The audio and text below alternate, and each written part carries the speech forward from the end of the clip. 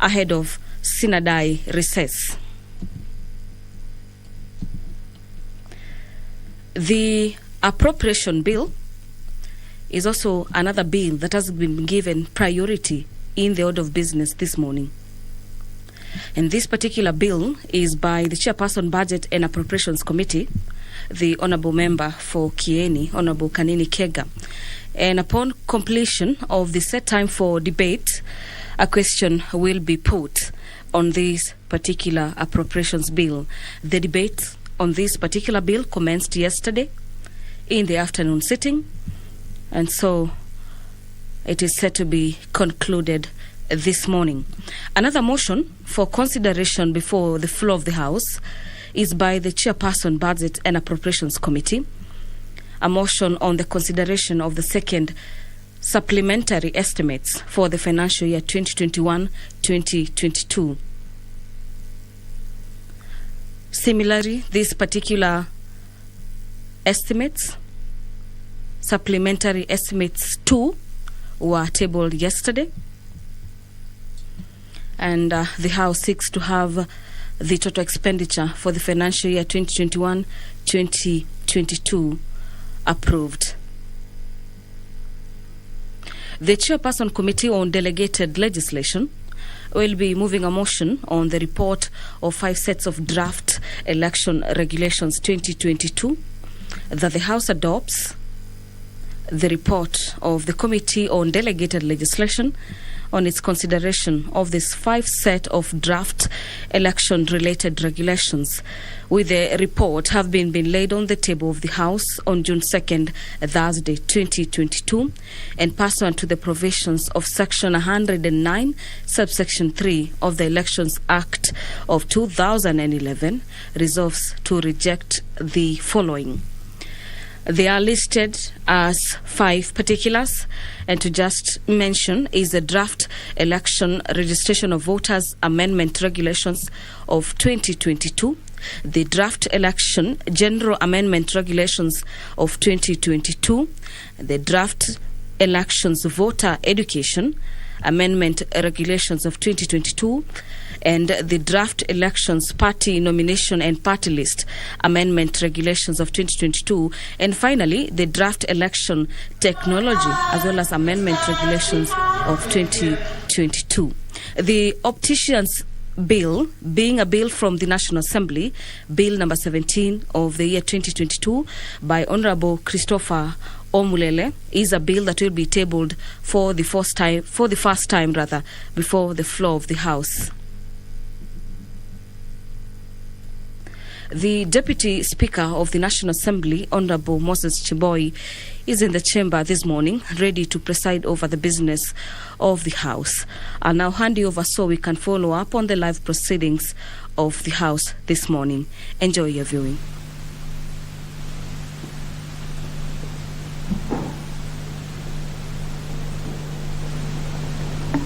Hebu tuombe.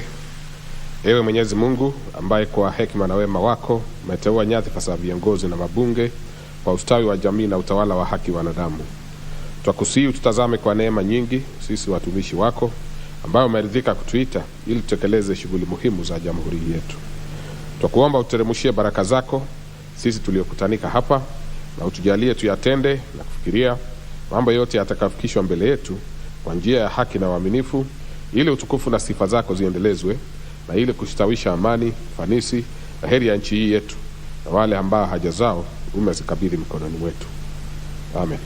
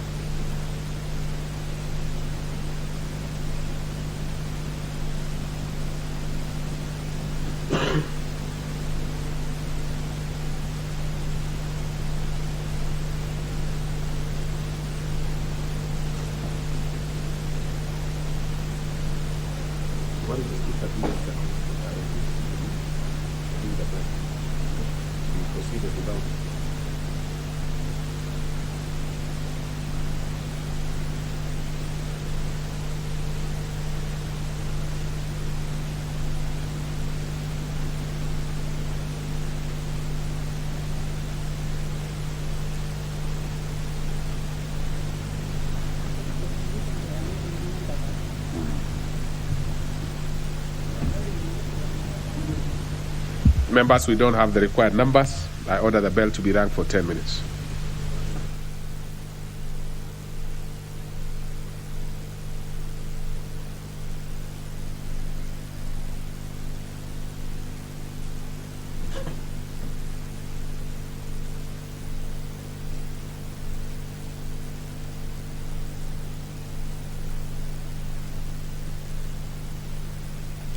The Deputy Speaker of the National Assembly, Honorable Moses Cheboy, pursuant to the fact that the House doesn't have the requisite quorum this morning, has ordered that the quorum bell be rung for 10 minutes, and this is to allow for more members of Parliament to make their way into the chamber to allow the House commence business this morning. According to the current rules of the House, is that at any particular time the House is sitting, at least 50 members of Parliament must be present in the chamber to allow for the business of the House to commence. After consideration for the bill, the consideration of the bill by Luanda Member of Parliament Chris Omulele on the Opticians Bill, Bill number 17 of the year 2022, the House will be moving into the Committee of the Whole House. Under the Committee of the Whole House, a total of 6 bills are set to be considered, and given priority is the Appropriations Bill, Bill number 31 of the year 2022 by the Chairperson, Budget and Appropriations Committee. The Public Service Commission Amendment Bill by Honorable Benjamin Mwangi, Bill number 27 of 2019, is also another bill featuring heavily under the Committee of the Whole House. The Alcoholics Drinks Control Amendment Bill, Bill number 70 of the year 2019 by Honorable Member for South Mogirango, Honorable Silvana Sosoro, is also another bill that will be considered under the Committee of the Whole House. And so is the Higher Education Loans Board Amendment Bill by Honorable John Mwirigi, Bill number 37 of the year 2020.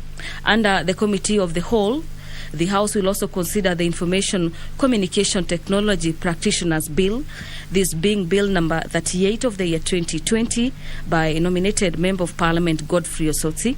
And finally, under that category, the Insurance Professionals Registration Bill, a bill from the National Assembly, Bill number 25 of the year 2020 by Honorable Member for Mumias East, Honorable Benjamin Washali, is the last bill that will be considered by the Committee of the Whole House.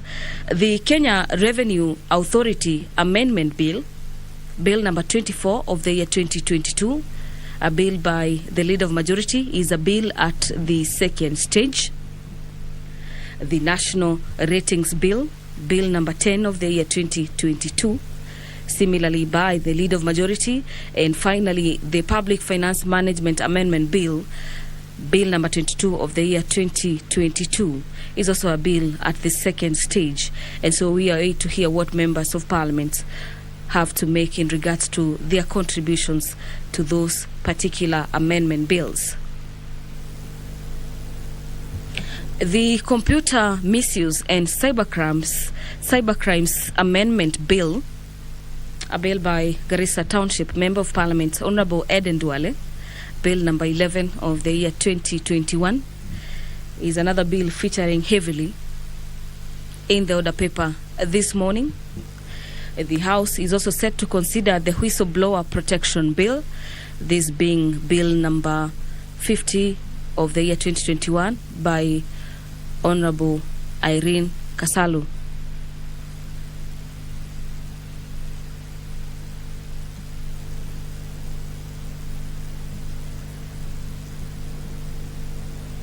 Under the consideration of the budget estimates for the financial year 2022-2023, a lot is set for consideration. And to highlight some of the key pointers in the final supplementary order number 2 of the year 2021-2022 is that the office of the Executive Office of the President has been allocated a total of extra 4 billion shillings. The State Department of Interior and Citizenry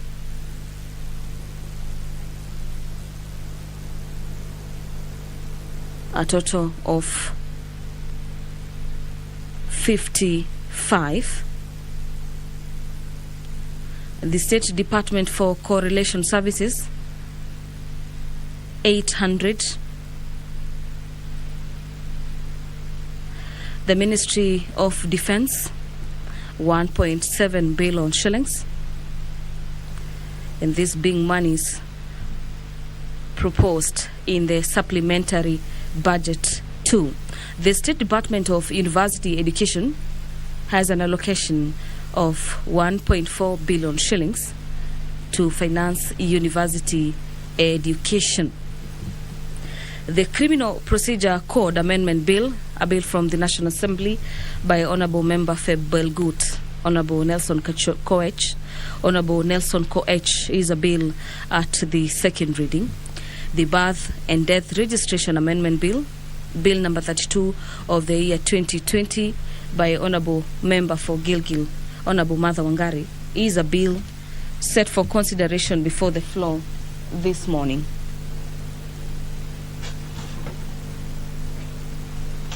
Remember, the House is yet to commence business this morning, and this is owing to the fact that it doesn't have the requisite quorum to commence business this morning.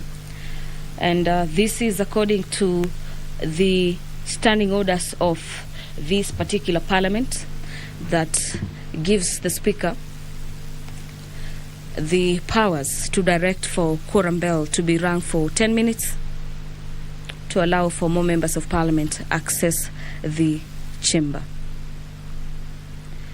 According to Standing Order number 34, subsection 2, if there is not quorum present, as witnessed now when the chair is taken, or at the time appointed for the sitting or meeting of the House, immediately after saying the prayer, the Speaker shall order the quorum bell be rung for 10 minutes.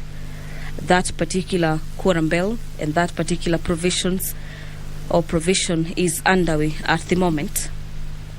And if no quorum is present at the expiration of the 10 minutes, then the Speaker may direct the bell be rung for a further 5 minutes.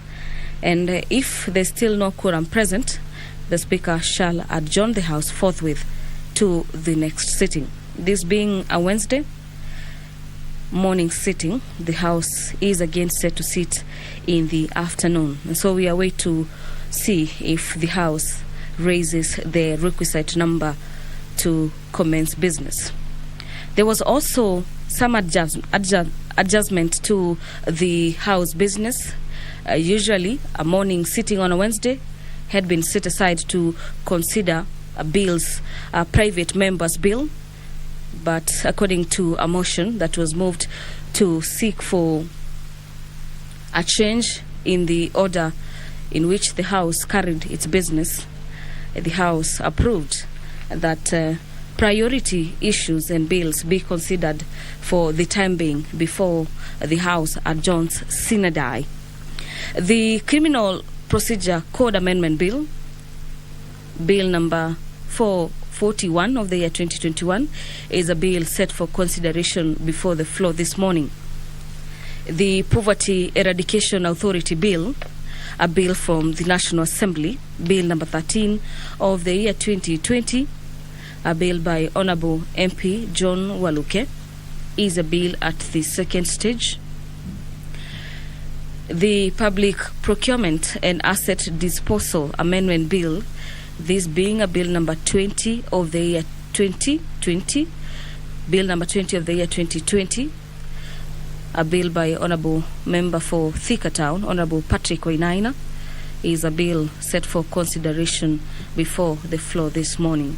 On your screens, you can see the chair of the Budget and Appropriations Committee, Honourable Kanini Kega, at the entrance of the chamber, and his supplementary estimates 2 for the year 2021-2022 is a motion that is set to feature heavily during this morning sitting.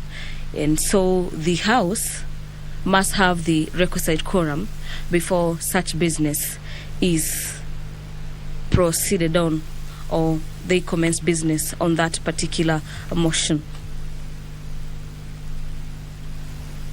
The Institute of Social Work Professionals Bill by Honorable Joshua Kimilu, Bill number 31 of the year 2020, is a bill at the second stage. And usually a bill goes through 3 stages: first reading, second reading, and third reading, before it's either adopted, amendments made on the bill, or it's rejected in totality under the very first stage. The Public Procurement and Asset Disposal Amendment Bill by Honorable Benjamin Mwangi. Order. Those 3 members who are standing out there, kindly come in. You are the ones we are waiting for. We have the quorum. Now we can proceed. Let's proceed. Yes.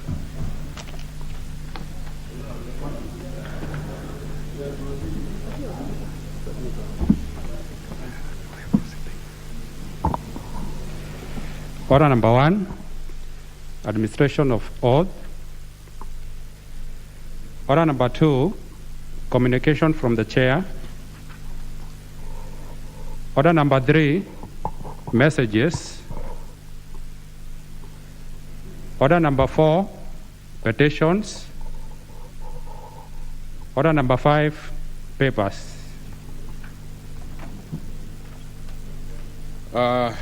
I see there are quite a number of chairs who want to lay their papers. The chairperson, Departmental Committee on Lands.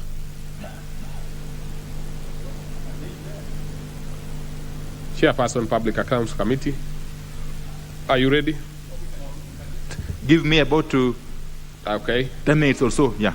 Chairperson, Departmental Committee on Sports, Culture and Tourism. Thank you, Mr. Speaker. Mr. Speaker, I rise. First of all, I know tomorrow is the last day. Mr. Speaker, may I wish you all members of this House a comeback and peaceful campaigns. Mr. Speaker, I know times were hard during nominations, and now that we are settled, may I wish them prosperous campaigns, and I hope and I wish all of them a comeback. On Speaker, I beg to lay the following paper on the table of the House today, Wednesday, June 8th, 2022, this morning sitting. The exit report of the Departmental Committee on Sports, Culture and Tourism for the 12th Parliament, 2017-2018. I thank you, Mr. Speaker. Very well. Next is the Chairperson, Departmental Committee on Administration and National Security. Right, I can't see him. The Vice Chairperson, Departmental Committee on Finance, National Planning, the Honorable Ihenya Dirango. Thank you, Mr. Speaker, sir. One of the oldest members of this House. I beg to read the following paper. I think he came to the House even before Jimmy Nuru in terms of whoever, the senior one, in terms of having come to this House earlier than the rest. He was here in 1992. I'm not so sure Jimmy was not in the University of Nairobi then. Thank you, Mr. Speaker. Doing the chalk walk. Proceed. Mr. Speaker, I beg to lay the following paper on the table of the House today, Wednesday, June 8th, 2022, morning sitting.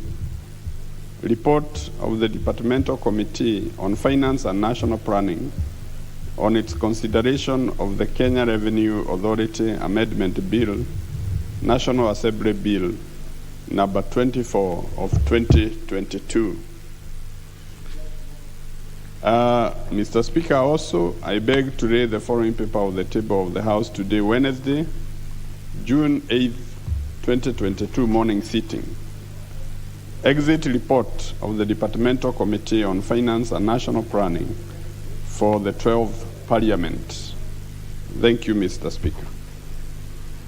Very well. Though Honorable Jimmy Angwenyi says, true, you might have come here much earlier, but you also hold a record of being a member who stayed there too long, coming back after a very long grace period. Almost 2 decades, Jimmy says. Let's go to the, I don't think there is any other chairperson who is ready to do that bit, so we go to the next order.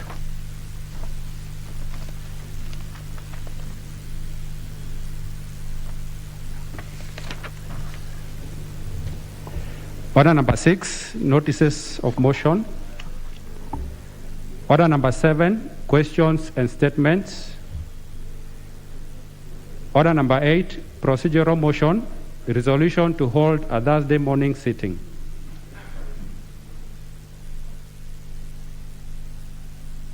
Is that the majority whip? Okay, so you want... Thank you, Honorable Speaker. Honorable Speaker, on behalf of the leader of the majority party, I beg to move that pursuant to the provisions of Standing Order 33B, this House resolves to hold a morning sitting on Thursday, June 9th, 2022, that is tomorrow, commencing at 9:30 a.m. for purposes of considering priority business ahead of the Sinadie recess. Honorable Speaker, as we are all aware, especially the House, we intend to adjourn the Sinadie from tomorrow in the afternoon sitting. However, Honorable Speaker, there are very crucial bills and motions which we intend to move or close before we proceed to the Sinadie recess. And Honorable Speaker, we purpose that tomorrow afternoon we'll have to engage colleagues, specifically, Honorable Speaker, to pass farewell messages to each other. We want maybe members to think about what they've gone through, how do they propose the future to be, how are they seeing the politics of the times, and how do we wish each other on proceed way forward, Honorable Speaker. Honorable Speaker, it has been a long journey, and as you can see, that tomorrow being a very short day in itself, we seek that, Honorable Speaker, let us have one more session in the morning so that we process, especially matters of finance, where the deputy to the leader of majority is very conversant with, and the chair of budget is here with us, should be able to be canvassed and concluded tomorrow. Honorable Speaker, I beg to move and ask the Honorable Jimmy Angwenyi to second. Okay. Honorable Speaker, I rise to second that motion. It's very important that we clear all priority items in our program before we go on Sinadie recess.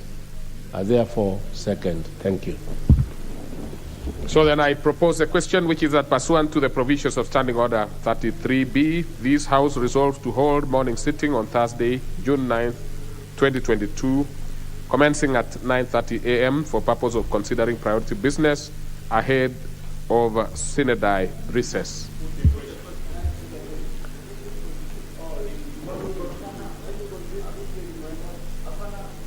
We will allow you to contribute tomorrow. Okay. All right. In brief, minority leader. Mr. Speaker, I hope my chair budget would not... I hear many members are saying they want to wish each other well in terms of coming back here and so forth. But you see, minority leader, so let's hear what you have to say. That's why I'm giving you the opportunity. Thank you, Mr. Speaker. Mr. Speaker, I want to support this motion that we have Parliament sit tomorrow, although I'm a bit engaged, Mr. Speaker. Unfortunately, I'll not be there tomorrow to also contribute with my colleagues. But I just wanted to take advantage of this time, Mr. Speaker, that this probably could be the last time I'm speaking on the floor of this House, at least for the next 5 years. I'm not sure whether after that I may want to come back again. But, Mr. Speaker, it has been an eventful career for me. The 15 years that the great people of Super South have given me to represent them in this House I have enjoyed. I know as a human being probably have not, in certain aspects, lived to the expectations of Kenyans, but I've done my best. And I hope that those of us, and I just wish my colleagues who are seeking re-election, wish them best of luck regardless of your party. Of course, I would want my party to win more seats in this House, and I believe we are going to do so. But even those who are on the other side, we have been friends, and I wish you well in your endeavors. Thank you so much, Mr. Speaker, and I support. Now, I hear members having... so let me put the question, which is that pursuant to provisions of Standing Order 33B, this House resolves to hold a morning sitting on Thursday, June 9, 2022, commencing at 9:30 a.m. for purposes of considering priority business ahead of the Synod recess. Will as many as of that opinion say aye? Aye. And as of a contrary opinion say nay? The ayes have it. And Honorable Spukose, if you really want to wish your colleague Mbadi, you still have the afternoon to say it today and even tomorrow. Yeah, so, and it has been recorded anyway, because equity has done that which ought to be done. So we can move to the next order. And I also realize, before we move to the next order, quickly, let's see if the Chair Park can table his report quickly. And then we put some few questions, and I think Chair Security, very, very quickly. Then we move to the next order. Please, members, let's maintain the numbers, because we have to put questions on a few other items, right? So no member, well, I don't want to say no member will be allowed to go, because we will encourage members not to leave chamber for the next 10 minutes at least. Proceed. Thank you, Mr. Speaker. Mr. Speaker, I beg to lay the following paper on the table of the House today, Wednesday, June 8, 2022. A report of the Public Accounts Committee on the examination of the report of the Auditor General on the financial statements for the national government for the financial year 2019-2020. Thank you.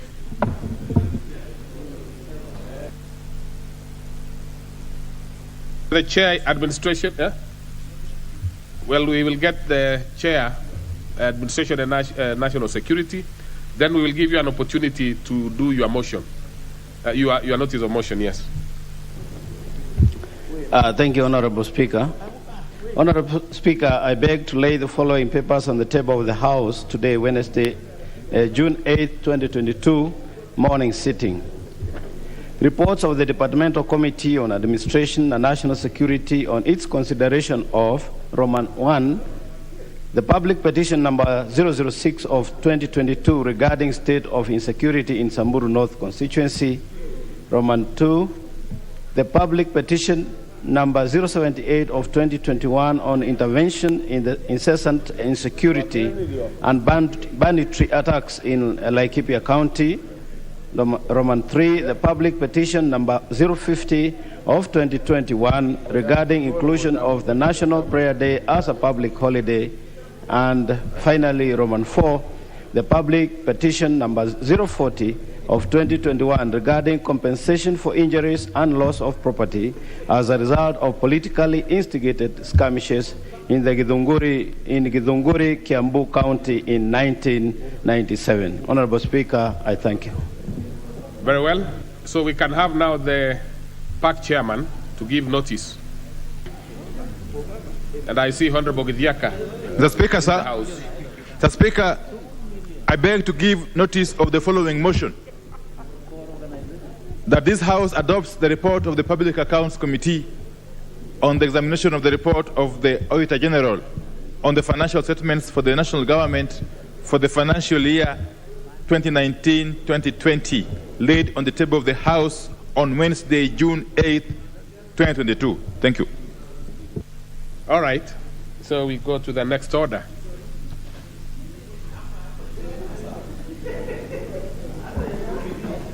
Order number 9, the Appropriation Bill, National Assembly Bill number 31 of 2022. Question to be put. Okay. Honorable members, be still. Honorable Jimmy Nuru Angwenyi. Yeah, please.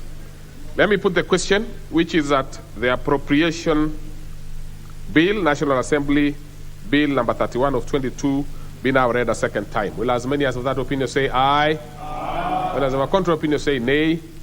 The ayes have it.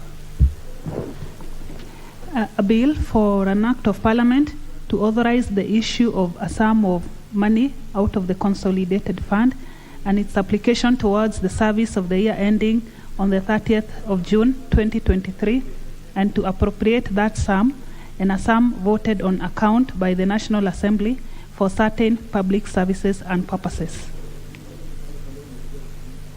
Next order. Order number 10, motion, consideration of the second supplementary appropriation, supplementary estimates for the financial year 2021-2022, general debate. Question to be put.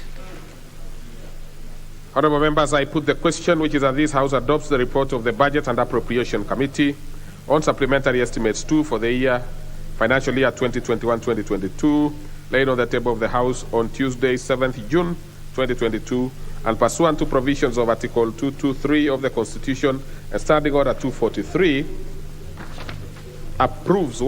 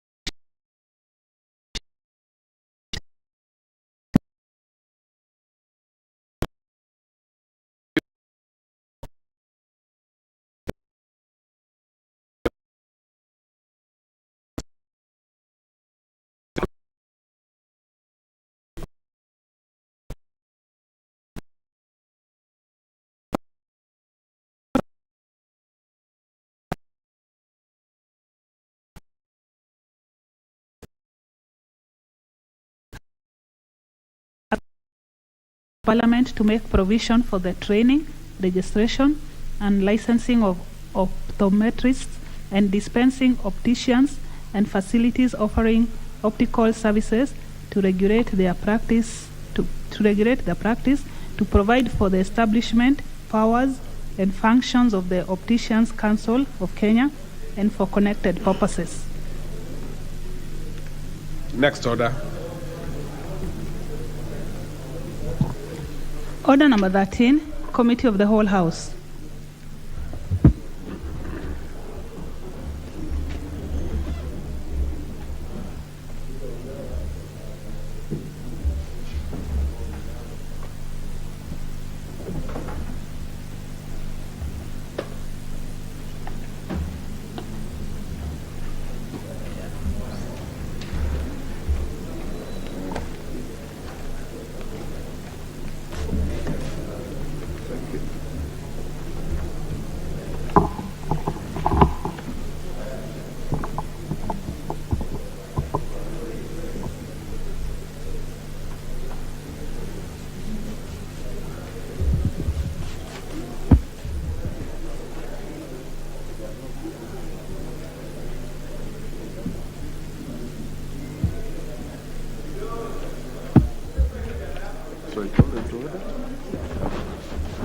Honorable members, we are now in Committee of the Whole House to consider the Appropriation Bill, National Assembly Bill number 31 of 2022.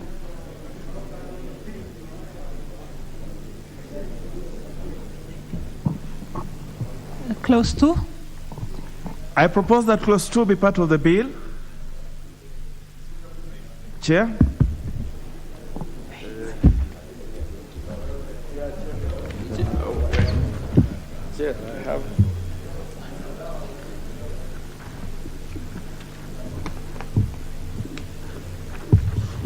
The amendments, Chair, that let me just a minute, Chair. I reorganize myself.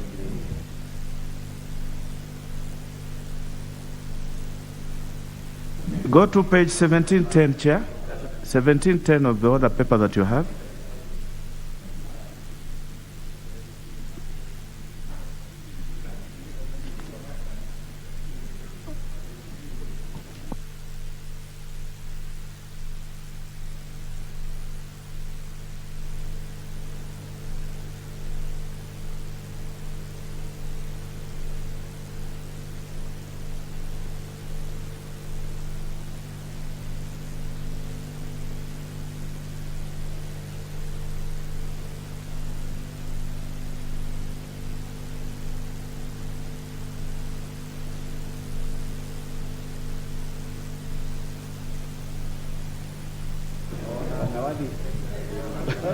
Thank you, Chair, and thank you for your indulgence. I think the MP for Mukurweini was asking what is there for Mukurweini.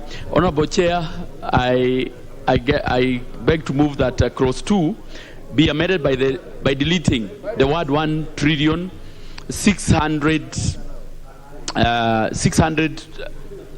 1 trillion 602 billion 731 million 337,746 appearing immediately after the word Kenya shilling, and substituting thereof with 1 trillion 618 billion 151 million 337,764. Thank you, Chair. That is, of course, in respect, Honorable Chair, in respect of what are as in the order paper. That is State Department for Culture and Heritage under the program in the order paper by deleting the expression of 1 billion 651 million 40,327 and substituting therefore with the expression 1 billion 711 million 40,327, and B, in respect of what R1194, that is Ministry of Petroleum and Mining, and program indicated in the order paper, that is the General Administration and Planning, by deleting expression of 1 Kenya shilling 5 billion 121 million 567,906 and substituting thereof with the expression of 20 billion 481 million 567,906. And basically, Chair, for this one is for the petroleum, Honorable Chair, the fuel subsidy, that is an addition of 15 billion shillings for fuel subsidy. Thank you, Chair. And my apologies. Well, I now propose the question that clause 2 be amended as proposed by the Chair Budget. I now put the question that clause 2 be amended as proposed by the Chair. Will as many as that opinion say aye? Will as many as have a contrary opinion say nay? The ayes have it. I now put the question that clause 2 as amended be part of the bill. Will as many as that opinion say aye? Will as many as have a contrary opinion say nay? The ayes have it. Clauses 3 and 4. I propose the question that clauses 3 and 4 be part of the bill. There are no amendments to this. I therefore now put the question that clauses 3 and 4 be part of the bill. Will as many of that opinion say aye?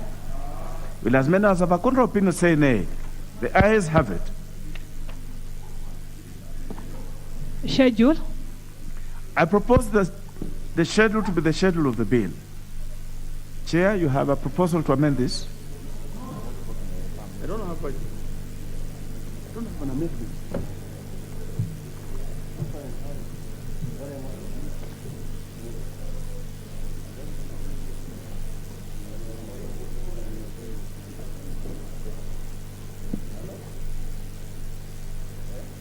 Thank you, Chair.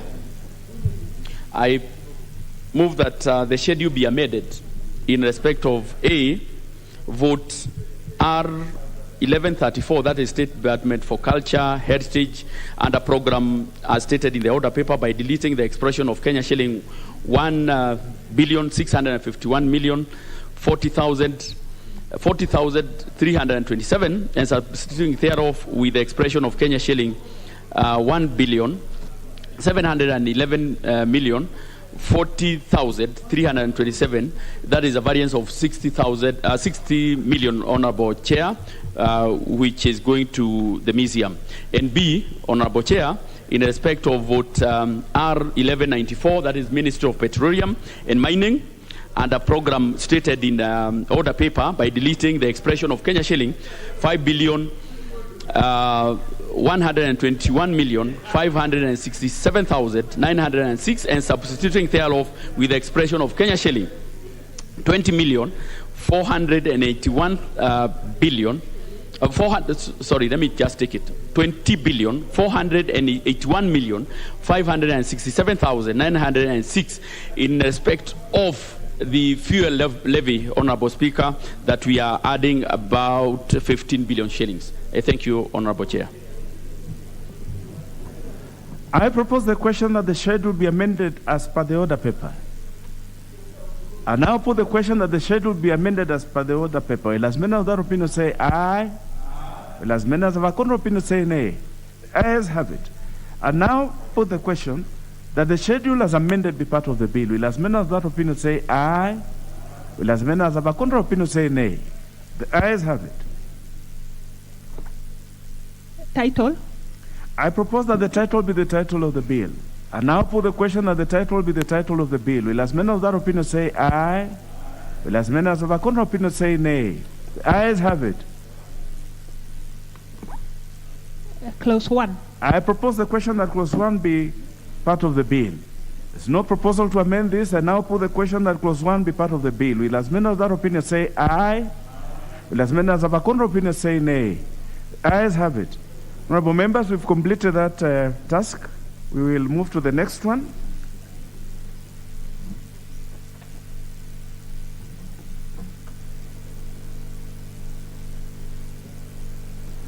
Honorable members, we, as per the order paper, we were to consider the Public Service Commission Amendment Bill, National Assembly Bill number 27 of 2019, but I've just received communication that the Speaker has approved the deferral of this business, so therefore that business stands deferred. The business that is appearing as order number 13, Roman 2, stands deferred. So at the request of the owner of the bill, the Honorable Benjamin Gadhiru Mwangi, member for Embakasi Central. So we will now move on to the next business, which is order number 13, Roman 3, the Alcoholic Drinks Control Amendment Bill, National Assembly Bill number 70 of 2019. This is the bill sponsored by the Honorable Silvanus Osoro. The Honorable Silvanus Osoro.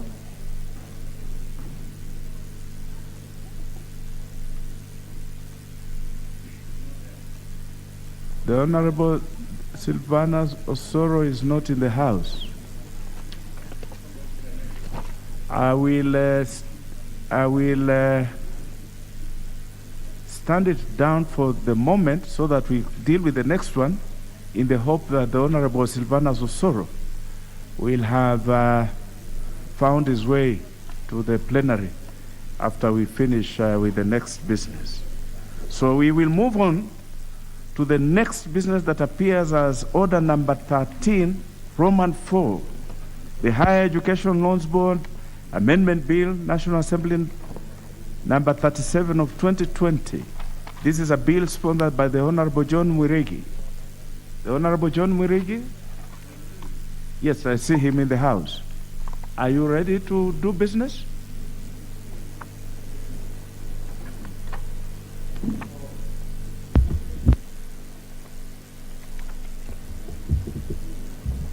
Just a minute, Chair. All right. And as the Honorable Mwirigi prepares himself to prosecute his bill, The Honorable Sothi, the business that appears as order number 13.5 is yours. So prepare also. And then we will also have the Honorable Washiali, Benjamin Washiali, in the business that appears as order number 13.6, following in that order.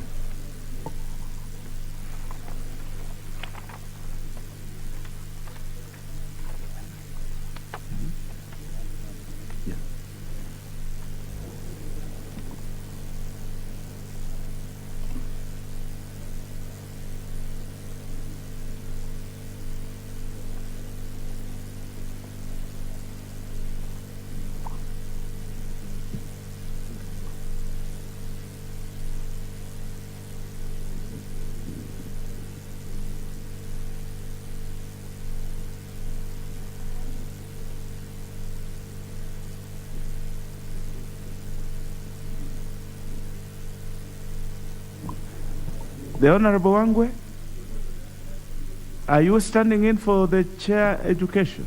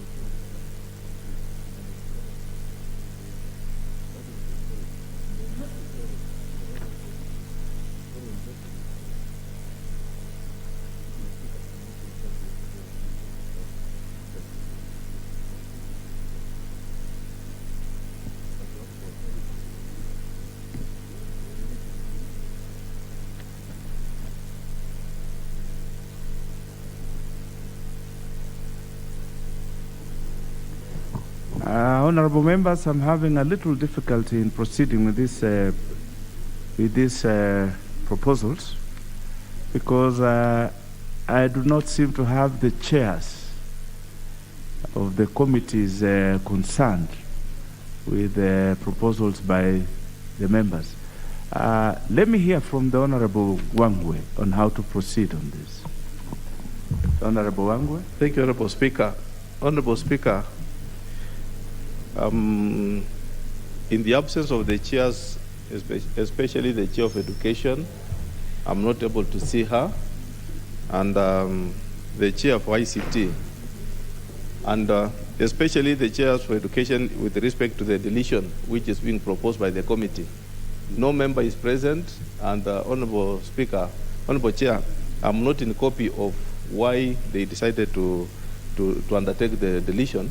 It's my humble request and submission to you, Honorable Chair, that we maybe drop it for another sitting for the issue of Higher Education Loans Board Amendment Bill.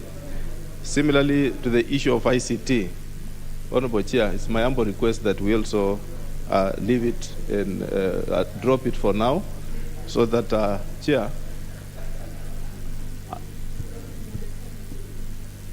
And Chair, I can see the Honorable Nyamita, if he has a counter review, because I was not able to reach the Chair. If he has a counter review, then Chair, with your permission, you can give direction. But for education, I'm afraid, Honorable Chair. Thank you. The Honorable Wangwe, I'm having difficulty accepting to go in the direction that you suggest. Because the movers are here and they're the owners of these proposals, and you can imagine how difficult it is to come up to this point. I think it is incumbent on the chairs to take their duties seriously and come and prosecute the government agenda on these proposals. So for that reason, I am giving direction that if the movers, the owners of these amendments are in the House, of these proposals are in the House, we shall proceed. We shall proceed. What will stand dropped are the proposals to amend or delete, or the representatives are not available to prosecute those proposals to amend. So therefore, we shall move in this manner. We shall call each one of the orders so that we deal with them one at a time. Starting with I had deferred the one by the Honorable Osoro. We are now on the Higher Education Loans Board. And if the Honorable John Mwirigi, the mover, is ready to proceed, we shall proceed. The Honorable Mwirigi, are you ready to proceed? Yeah, I'm ready, Chair. Very well. Let's do business.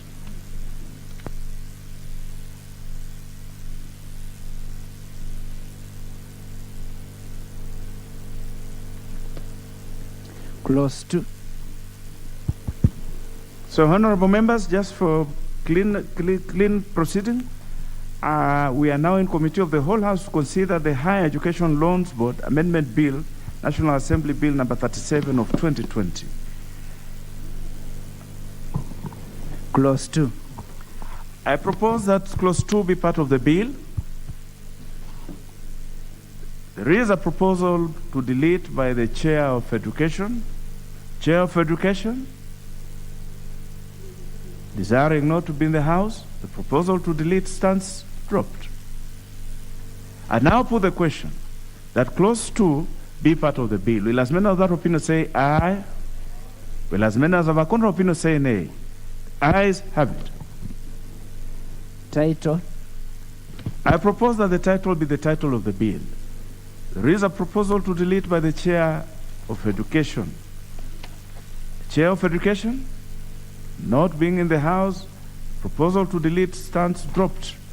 And now, put the question that the title be the title of the bill. Will as many of that opinion say aye? Will as many as of a contrary opinion say nay? The ayes have it. Clause 1. I propose the question that clause 1 be part of the bill. There is a proposal to delete by the Chair of Education. Chair of Education, not being in the House or even a representative from that committee not being in the House, that proposal stands dropped. I now put the question that clause 1 be part of the bill. Will as many of that opinion say aye? Will as many as of a contrary opinion say nay? The ayes have it.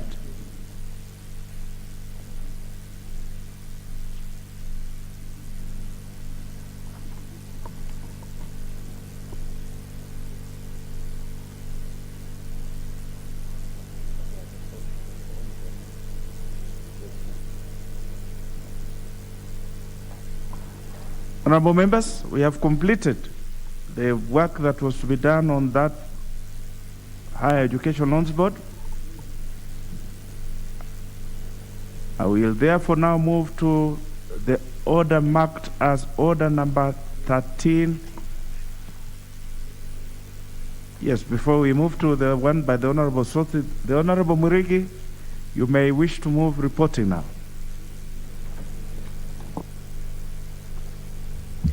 Thank you, Chair. Honorable Chair, I beg to move that the committee do report to the House. It is considered of the Higher Education Loans Board Amendment Bill 2020 and the approval, therefore, without amendment. Thank you, Chair. Well, I now put the question, which is that the committee do report to the House its consideration of the Higher Education Loans Board Amendment Bill, National Assembly number 37 of 2020, and the approval thereof without amendments. Will as many as that opinion say aye? Aye. Will as many as have contra opinion say nay? The ayes have it. So we'll move to the next business.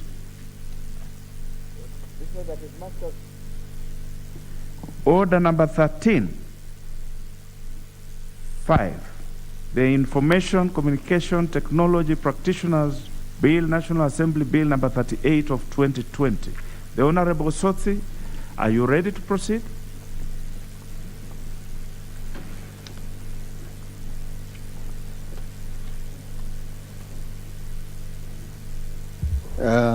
Chair, I am lucky to be having my vice chair here, who is the sponsor of the amendment. But since I'm a member of the committee, we will be able to assist each other. So we can proceed. Very well. Let's proceed. Clause 3. I propose the question that clause 3 be part of the bill. There is a proposal to amend by the committee. Vice Chair.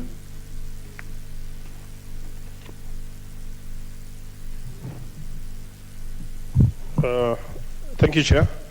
I propose that clause 3 of the bill be amended by deleting paragraph E. Chair, I'm just waiting for some matrix here from my clerk. If you just give me a few, I think it is here.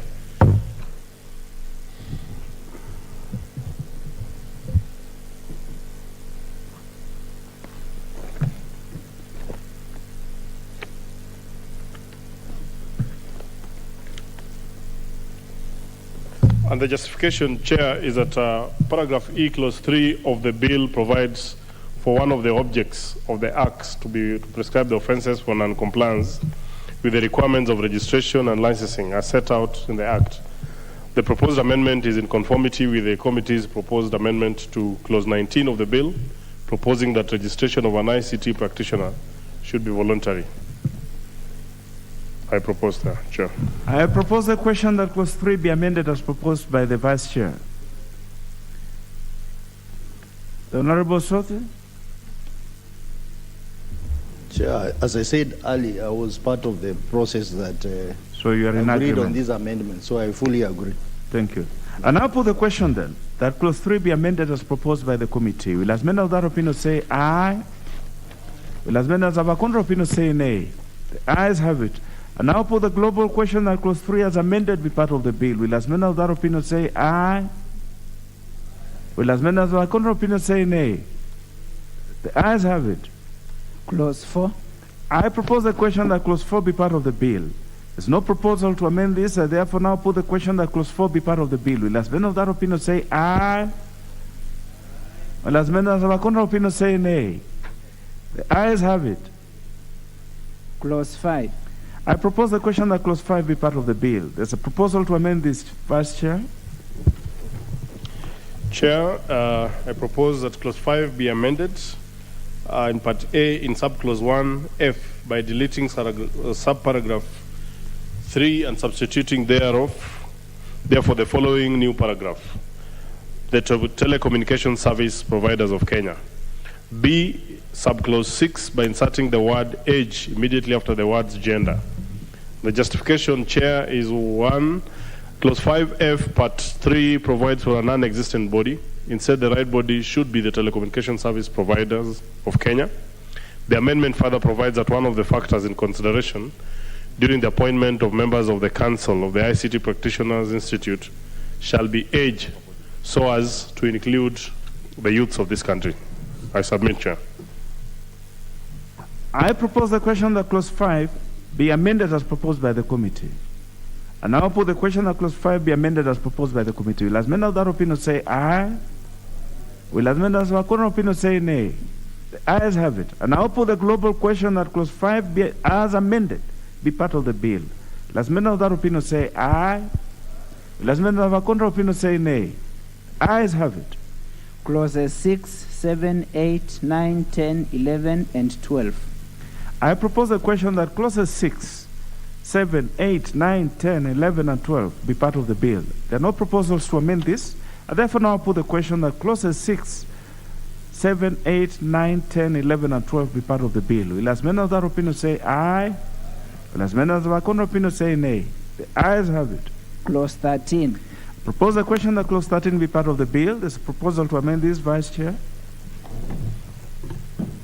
Chair, I propose that clause 13 of the bill be amended by deleting subclause 2D. And the justification is the paragraph provides for additional functions of the chief executive officer, which are not prescribed in the bill. I submit, Chair. I propose a question that clause 13 be amended as proposed by the committee. And now put the question that clause 13 be amended as proposed by the committee. Will as many of that opinion say aye? Will as many of the contrary opinion say nay? The ayes have it. And now put the question that clause 13 as amended be part of the bill. Will as many of that opinion say aye? Will as many of the contrary opinion say nay? The ayes have it. Clauses 14, 15, 16, 17, and 18. I propose a question that clauses 14, 15, 16, 17, and 18 be part of the bill. There's no amendment to this. I therefore now put the question that clauses 14, 15, 16, 17, and 18 be part of the bill. Last men of that opinion say aye. Last men of that contrary opinion say nay. The ayes have it. Clause 19. I propose the question that clause 19 be part of the bill. Vice Chair, you have an amendment to this. Chair, I propose that clause 19 of the bill be amended in paragraph A in paragraph B by deleting the words and has at least 1 year post-qualification experience in ICT practice. B in paragraph C by deleting the word 3 years post-qualification experience in ICT field, appearing immediately after the words has at least, and substituting therefore the words 2 years post-qualification experience in ICT practice. C in paragraph D by deleting the word fields, appearing immediately after the words in ICT and substituting therefore the words ICT practice. D by renumbering the existing provisions, subclause 1. E by inserting the following new subclause immediately after the renumbered new subclauses. 1. 2. Despite the provisions of subsection 1, a person may elect not to be registered as an ICT practitioner. Chair, the justification to the proposed amendments addresses the concerns raised by some stakeholders that the qualification and experience requirements will lock out ICT practitioners. The amendments lower the requirement and further provides for voluntary registration as an ICT practitioner. Further, the amendment seeks to provide the use of ICT practice instead of ICT field, which is not defined in the bill. I move, Chair. I propose the question that clause 19 be amended as proposed by the committee. Now put the question that clause 19 be amended as proposed by the committee. Will as many of that opinion say aye? Will as many of the contrary opinion say nay? The ayes have it. And now put the question that clause 19 as amended be part of the bill. Will as many of that opinion say aye? Will as many of the contrary opinion say nay? The ayes have it.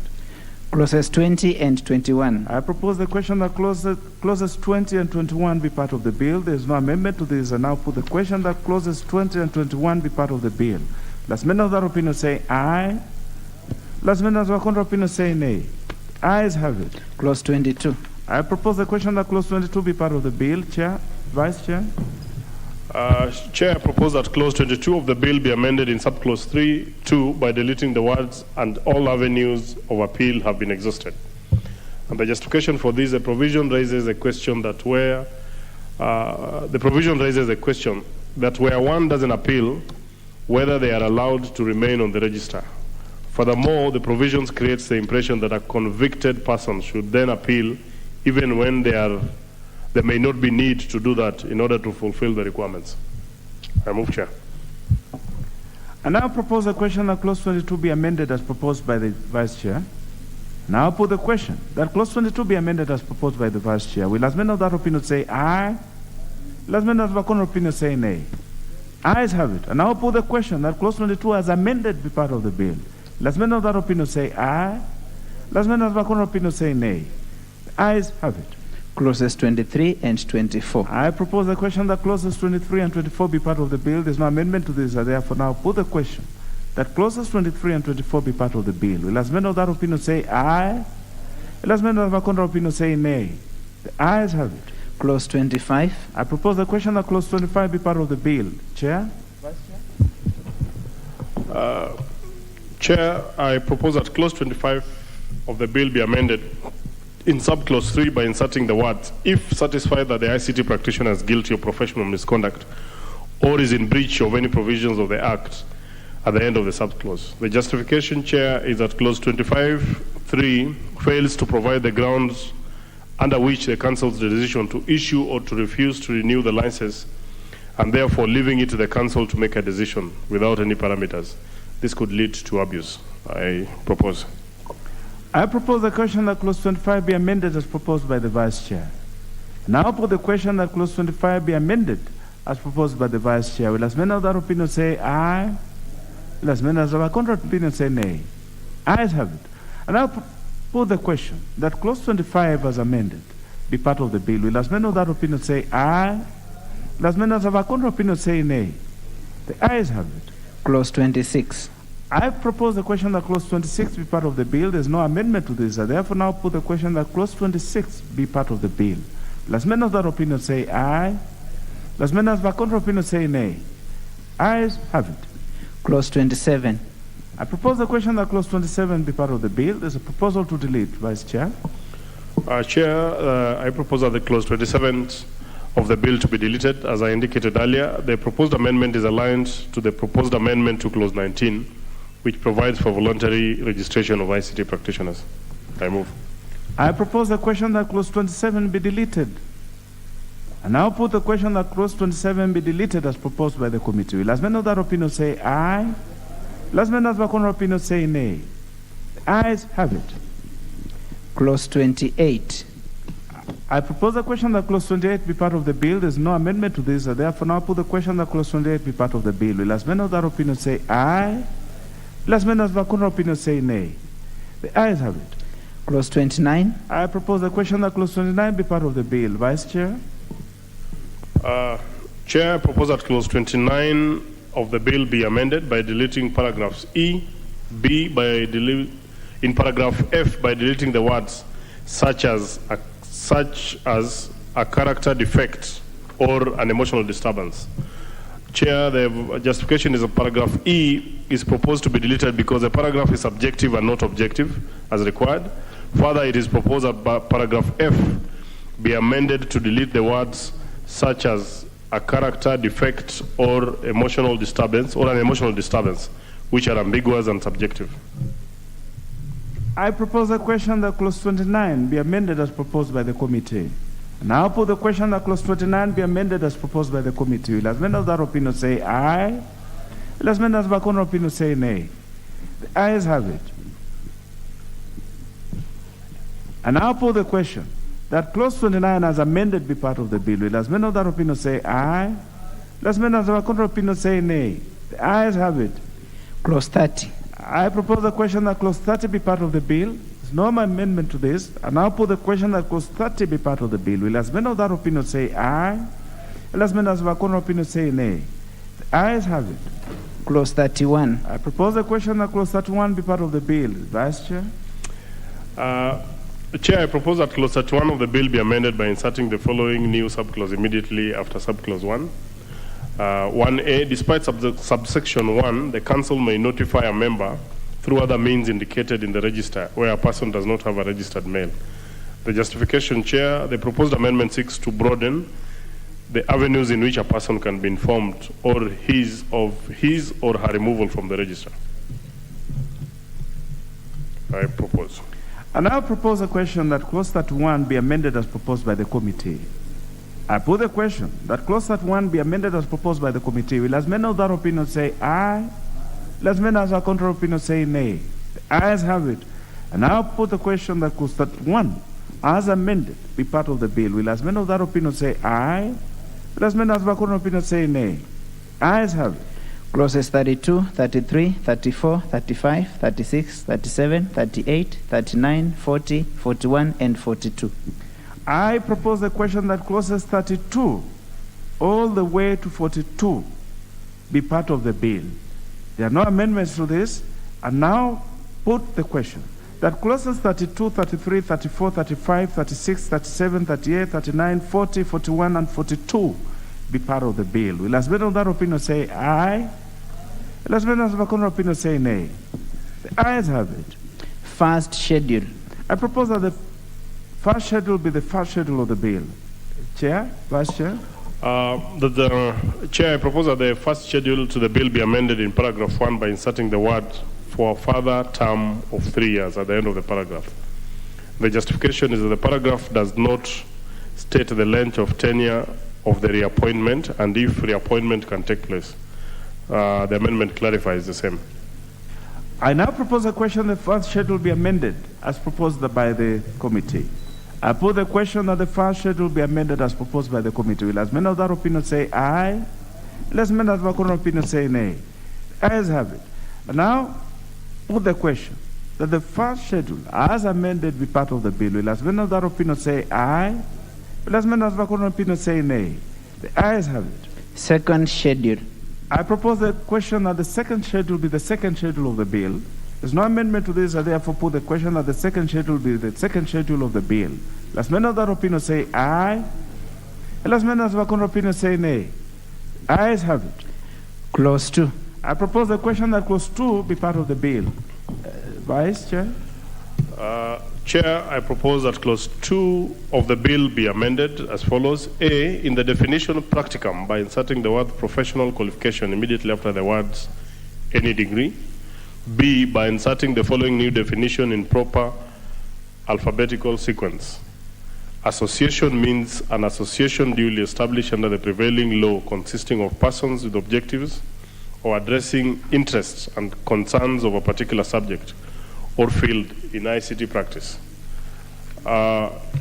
Chair, the justification is that Amendment 6 to recognize professional qualification of an ICT offered by various examinational bodies, both nationally and globally, such as the Certified Information Technologist, Certified Information System Solution Expert, CISE, offered by CASNEB. Further, there is a proposed amendment providing for association. The definition of association should be defined. I submit. I propose the question that clause 2 be amended as proposed by the committee.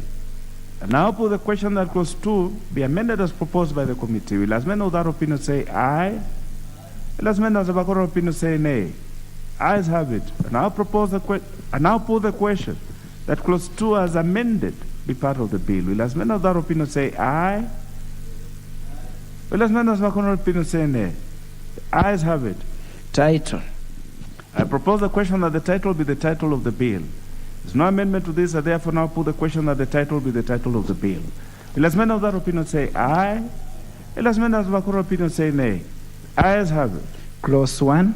I propose the question that clause 1 be part of the bill. There's no amendment to this, I therefore now put the question that clause 1 be part of the bill. Will as many of that opinion say aye? Will as many of that opinion say nay? The ayes have it. We have now completed that business, and we shall now move to reporting. Honorable Swords.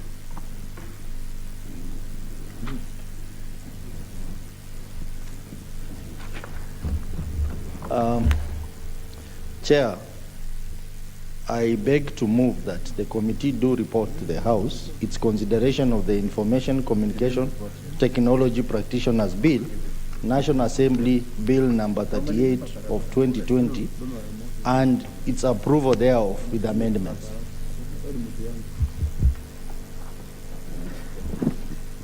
And now for the question which is that the committee do report to the House its consideration of the Information Communication Technology Practitioners Bill, National Assembly Bill number 38 of 2020, and its approval thereof with amendment. Will as many as that opinion say aye?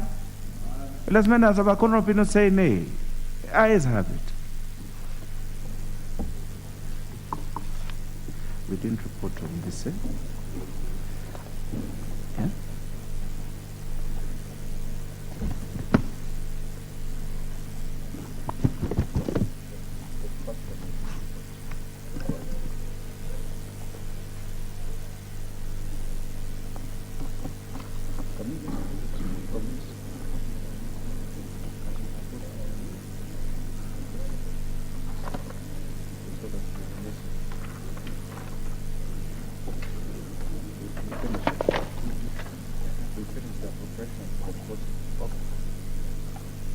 Honorable members, we will just take a little step back. We had not done the reporting on the appropriations bill. I direct that we do that now so that we complete that business. So we are moving back to the appropriations bill, National Assembly Bill number 31 of 2022 for the purposes of reporting progress. Mover, Chair of Budget. Thank you, Honorable Chair. Honorable Chair, I beg to move that the committee do report to the House its consideration of the Appropriations Bill on National Assembly Bill number 31 of 2022 and its approval thereof with amendments. Very well. And now for the question, which is that the committee do report to the House its consideration of the Appropriation Bill, National Assembly Bill number 31 of 2022 and its approval thereof with amendments. Will as many of that opinion say aye? Will as many of the contrary opinion say nay? The ayes have it. Very well. We will now consider, honorable members, in committee of the whole House, the Insurance Professionals Registrations Bill of 2020 by the Honorable Jomo Ashiali. The Honorable Ashiali, are you ready to proceed? Thank you, Chair. I'm ready. Very well. Let's do it. Clause 3. I propose the question that Clause 3 be part of the bill. There's no amendment to this. I therefore put the question that Clause 3 be part of the bill. Will as many of that opinion say aye? Will as many as of a contrary opinion say nay? The ayes have it. Clause 4. I propose the question that Clause 4 be part of the bill. There are amendments to this. The Honorable Wangwe, you are standing in for the Chair Finance on this one, so you will be prosecuting the proposals to amend by the Committee of Finance. So the Honorable Wangwe, you may proceed. Thank you, Chair. Chair was to sit in for the Chair Finance, but the Vice Chair confirmed that he has the mandate to do so. Is he here? He's around, only that I've called him. Just a minute. Chair, now that I've called him and he says he's coming and he has not come, it's him who said he has the mandate to do that. So I'm afraid I will not be able to sit in for the Vice Chair, for the Chair. For the committee. Because those are like two contradicting instructions. Yes. Which I would not want to. I see him running out there. I don't know why. Yes. Yes. Correct. I'm happy he's here. Yes, that is okay. That is all right. Let's give him a moment to settle down. The Honorable Waihenya Derang, we are the one we are waiting for. So take a minute to settle down, and then we shall be able to prosecute this business.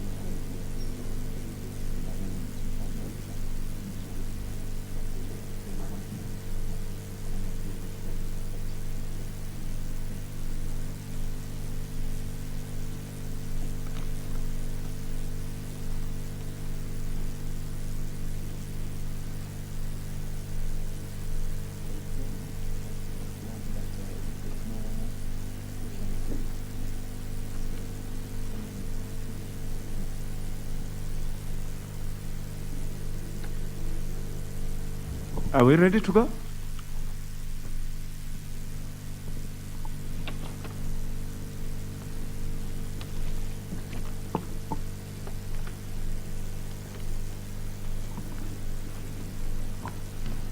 Vice Chair, just to bring you to speed, we had dealt with Clause 3, and now we are at Clause 4, where the Honorable Washiali we had already proposed that the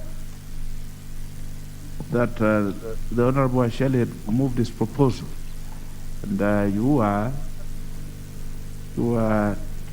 also proposing to amend. Yeah. So it is. Yes, Mr. Speaker, sir, I beg to move that clause 4 be amended as. Now let me indicated. just help you. Let me help you so that we move clearly. The clause 4, there are quite a number of amendments to it. For purposes of clean moving and clear moving on this, it is proposed that you deal with subclause 1 and 2, A and B first, before we go to C, which will be dealt with on its own. Thank you, Mr. Speaker, for your guidance. I beg to move that clause 4A, 1, 2, and 3 be amended as indicated in the order paper.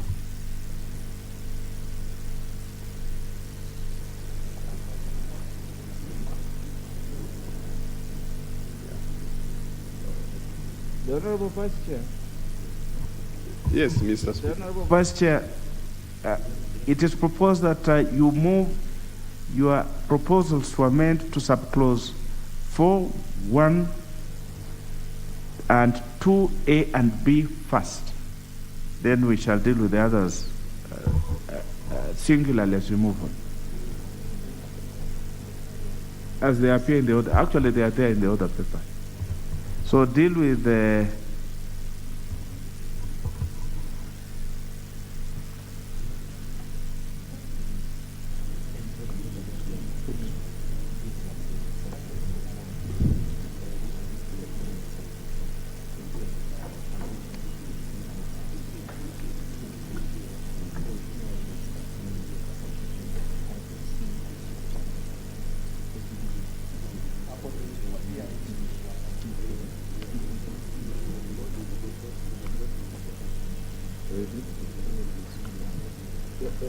Honorable Henya, can you see on your order paper where it is indicated clause 4A, B, and C? Mr. Speaker, we have agreed with Honorable Washieri that we step down the amendments in clause 4 in its entirety.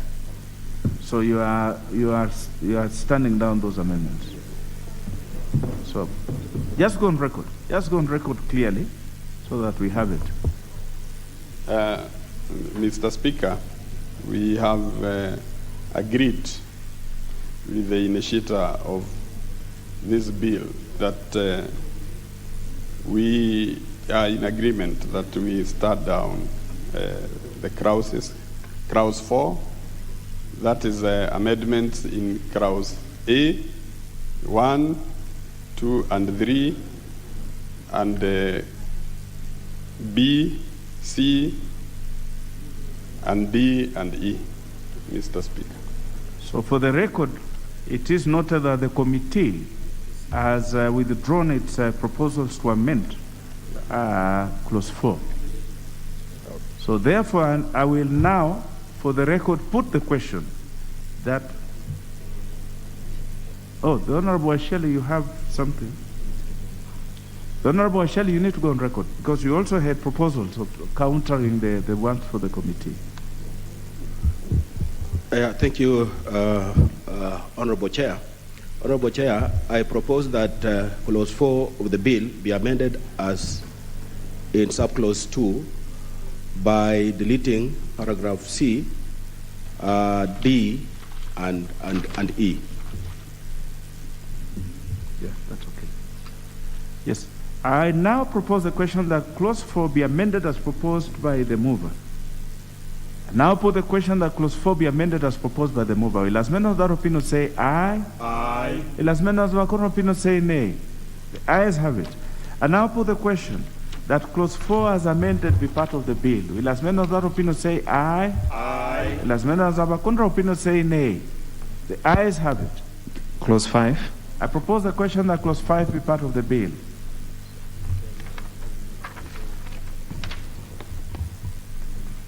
Chairperson, Chair Finance. Mr. Speaker, I beg to move that clause 5 be amended as indicated in the order paper for the reasons, Mr. Speaker, that the amendments remove all functions of the Institute which relate to pre-service training.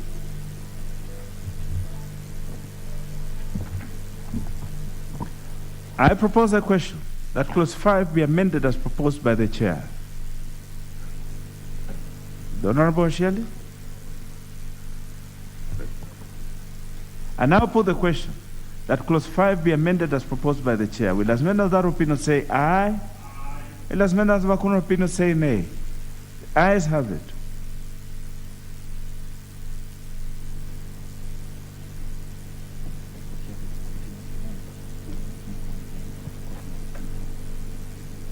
Now, the Honorable Asheli, you also have proposals on this, but as you do that, you will not move your amendments to in regard to 1G because that has now been deleted.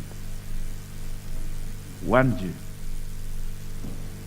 By the actions that the chair has taken by having his proposals accepted. What does 1G say?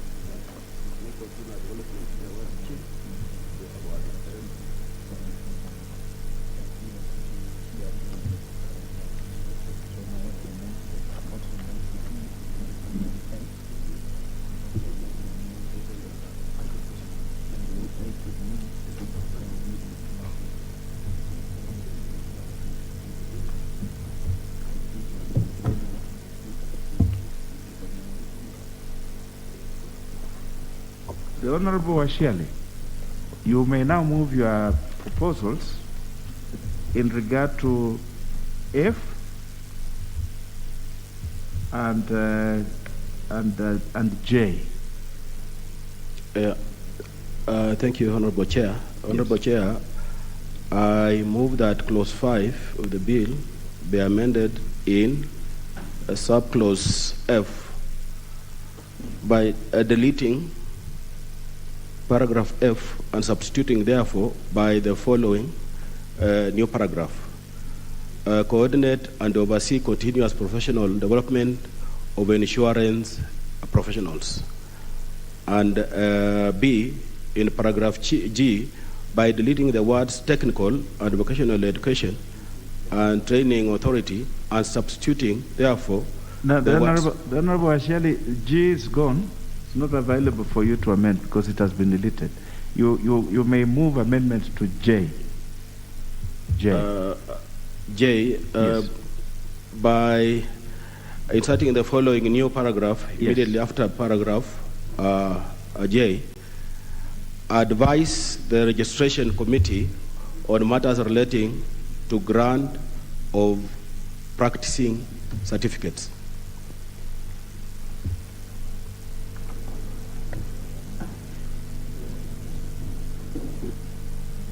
Is that it? Yes. I will then now propose the question that clause 5 be amended as proposed by the Honorable Asheli. I now put the question that clause 5 be amended as proposed by the Honorable Asheli. Will as many of that opinion say aye? Will as many of that opinion say nay? Ayes have it. I now put the question that clause 5 as amended be part of the bill. Will as many of that opinion say aye? Will as many of that opinion say nay? Ayes have it. Clause 6. I propose the question that clause 6 be part of the bill. Chair? Mr. Speaker, I beg to move that clause 6 be amended in A and B as indicated in the order paper. Mr. Speaker, for the reasons that this amendment provides that the executive director shall not vote at meetings. This is because the executive director is a person who runs the day-to-day operations of the institute. The Honorable Washali and Chair, in this particular one, you seem to be aiming for the same thing, but with different words. Yes, one is saying who shall not vote, the other one is saying who shall be an ex officio. So if you could synchronize so that we just have one, then we'll be able to move. Because the effect of your proposal is the same. Yeah, Chair, in the process of making law, there's a give and take. Yes. And in this case, let me allow the Chair to have his day. Very well. Thank you. So the Chair, I now propose the question that clause 6 be amended as proposed by the Chair. Will as many of that? I now put the question that clause 6 be amended as proposed by the Chair. Will as many of that opinion say aye? Will as many of that opinion say nay? The ayes have it. The effect of that is that the proposal in that regard by the Chair stands dropped. By the Honorable Asheli, yes, sorry, by the Honorable Asheli, because we've carried the one by the Chair. Sorry, for the record, the proposal by the Chair is carried, and the one by the Honorable Jude Washeli, not Jude, Jomo Washeli, stands dropped. Clauses 7, 8, and 9. I propose a question that clauses 7 and 8 and 9 be part of the bill. There are no amendments to this. I therefore now put the question that clauses 7, 8, and 9 be part of the bill. Will as many of that opinion say aye? Will as many as have a corner opinion say nay? The ayes have it. Clause 10. I propose the question that clause 10 be part of the bill. Chair? Mr. Speaker, I beg to move that clause 10 be amended in subsection 5, 6, A, B, and C and number 7 as indicated in the bill, in the report, Mr. Speaker. I propose the question that clause 10 be amended as proposed by the committee. The Honorable Asheli, you have something to say to this, or I put the question?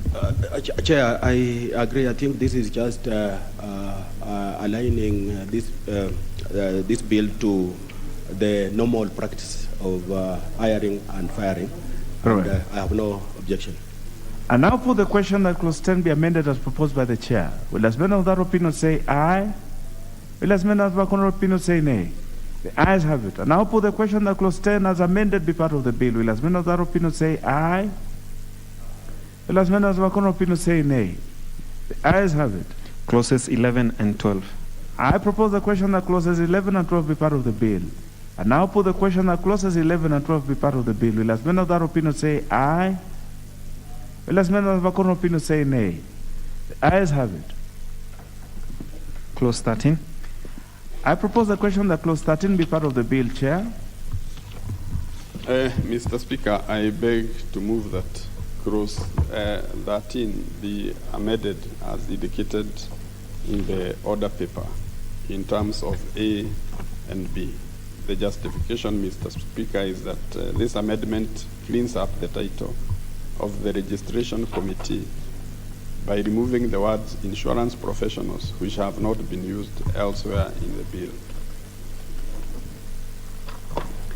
I propose the question that clause 13 be amended as proposed by the Chair.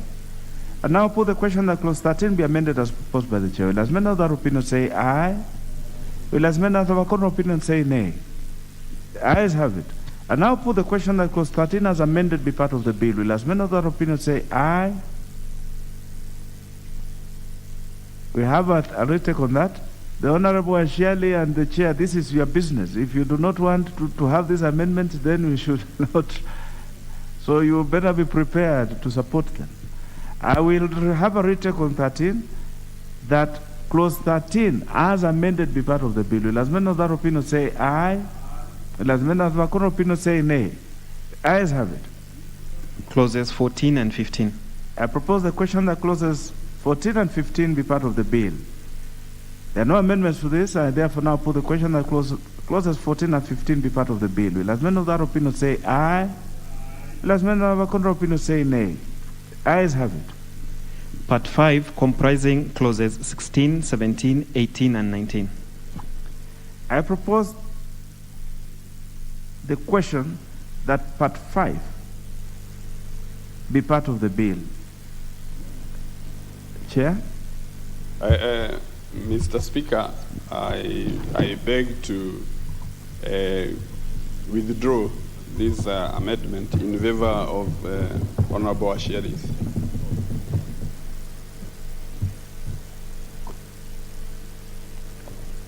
So I now put the question that Part 5, which comprises clauses 17, 18, and 19, be deleted as proposed by the chair.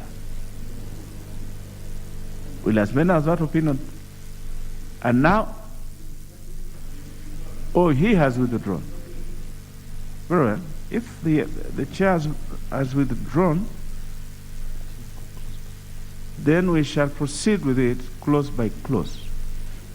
So that the Honorable Asheli can now prosecute. Clause 16.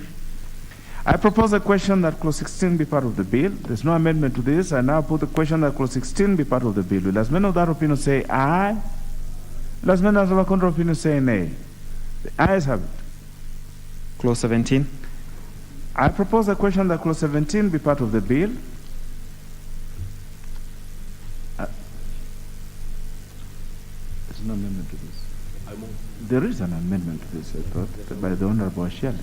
Yes, the Honorable Asheli, you have a proposal to this. Thank you, Chair. I move that clause 17 of the bill be amended in subclause 1 by deleting paragraph F, and in B and G by deleting the word to and substituting, therefore, by the word 3. I submit, Honorable Chair.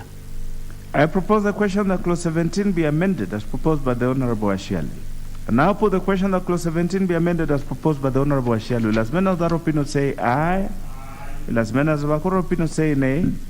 Ayes have it. And now put the question that clause 17 as amended be part of the bill. Will as many of that opinion say aye? Will as many as our opinion say nay? The ayes have it. Clause 18. I propose the question that clause 18 be part of the bill. The Honorable Asheli. Thank you, Chair. I move that clause 18 of the bill be amended in A, subclause 1, by deleting the word to and substituting, therefore, by the word of.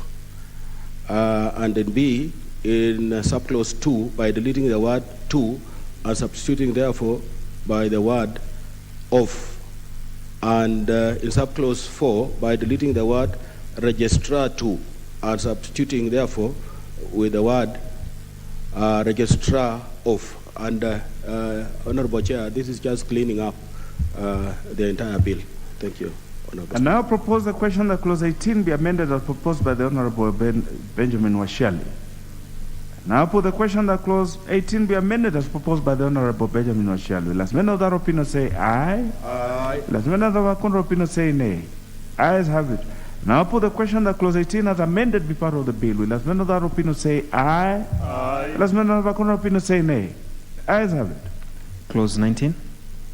I propose the question that clause 19 be part of the bill. The Honorable Asheli.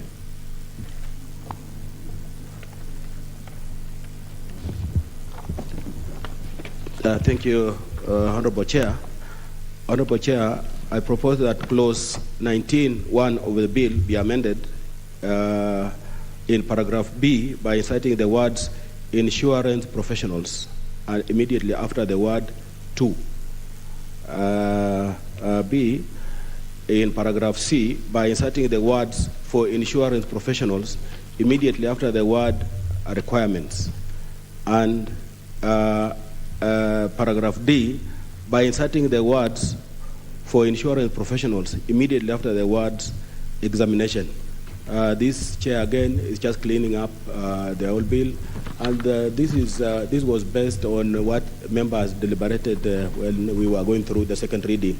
Therefore, we are just helping to make it clean up so that it can make a lot of sense, Honorable Chair.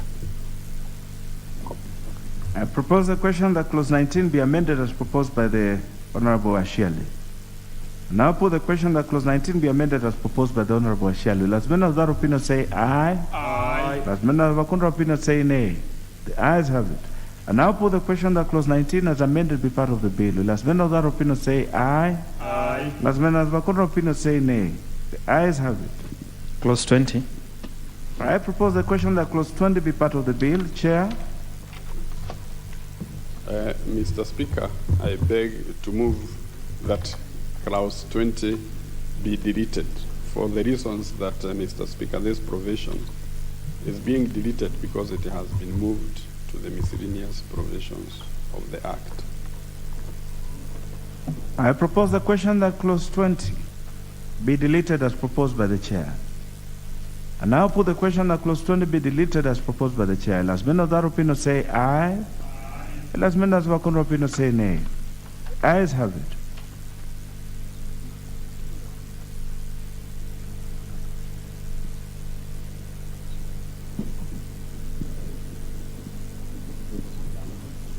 So the Honorable Ashiali, you note that now you have nothing to amend, so you cannot prosecute yours. Yes. Chair, if you looked at my amendment, you will agree with me that I had also proposed that we delete. But instead of just deleting, we introduce a new clause, which I wanted to read to you, Chair.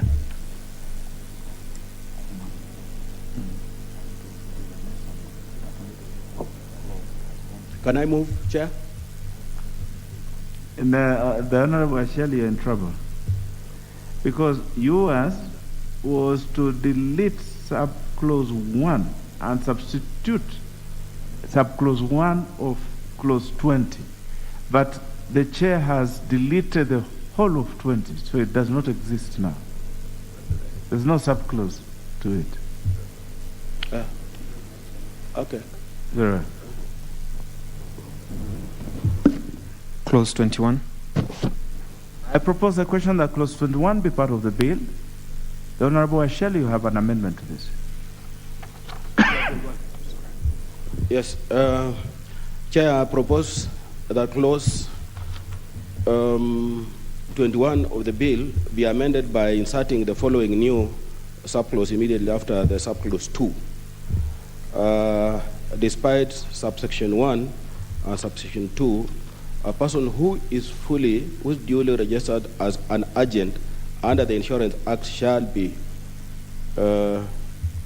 deemed not to be in breach of section 20, where they sell or market insurance products or services either on their own account or on behalf of an insurer or a reinsurer and insurance broker, or in association with others.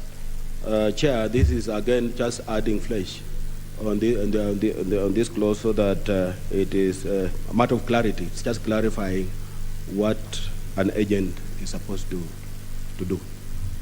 Thank you. I propose the question that clause 21 be amended as proposed by the Honorable Ashiali.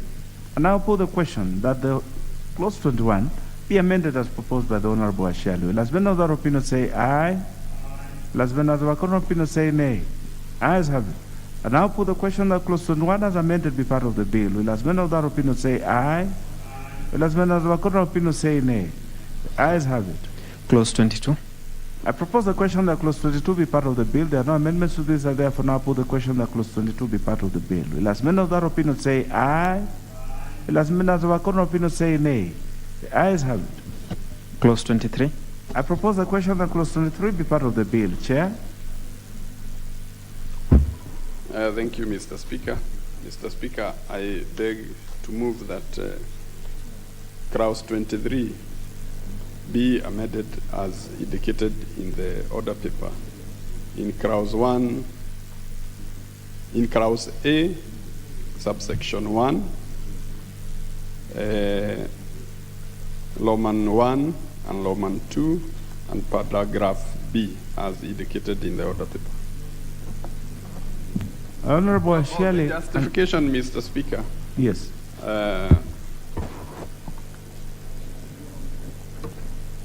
Is that the amendment removes the cross-referencing in the clause. It also provides that a member shall only be issued with a practicing certificate if he or she is in good standing with the institute.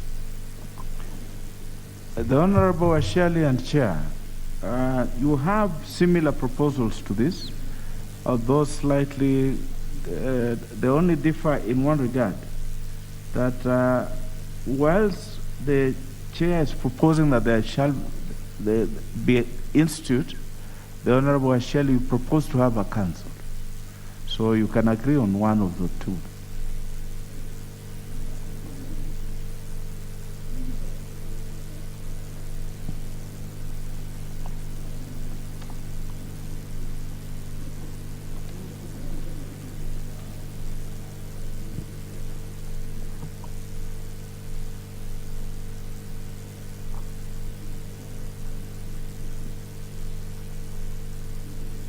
Chair, we have agreed with the chair that the institute can have its way, as opposed to what I had preferred as a council. Yeah.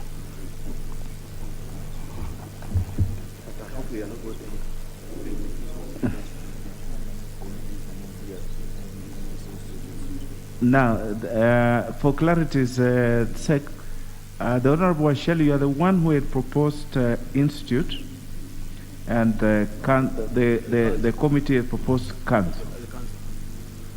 Sorry for... Yes. Chair, it should be the institute. So we shall go with you as. Then therefore, the one by the committee, the committee would have to withdraw theirs, so that we move with your amendment, the next amendment. I think that would be neater. Yes. Chair? Mr. Speaker, we agree to amend as proposed by Honorable Washieri. So that we now have institute. The institute. So you're moving it in an amended form, so that you have institute. Brilliant. So I'll therefore now put the question that clause 23 be amended as proposed by the chair. Will as many of that opinion say aye? Aye. Will as many of the court opinion say nay? The ayes have it. By dint of this, therefore the amendment by the Honorable Washeli is taken care of. Are you satisfied, Honorable Washeli? Mine was 23 too. It's the same thing. The same thing. It's the same. It has the same effect. Fine. Yes. I will therefore now put the question that clause 23, as amended, be part of the bill. Will as many of that opinion say aye? Aye. Will as many of the counter opinion say nay? The ayes have it. Clause 24. I propose the question that clause 24 be part of the bill. Chair? Thank you, Mr. Speaker. I beg to move that clause 24 be amended as indicated in the order paper. The reason is that this amendment, Mr. Speaker, removes the erroneous cross-referencing.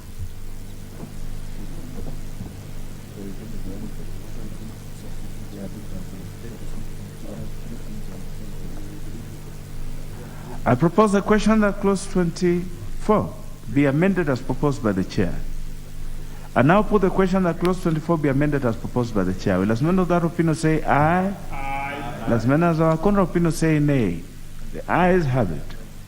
We will now move on to the amendment by the Honorable Asheli. Thank you, Chair. I move that clause 24 of the bill be amended by deleting subclause 3.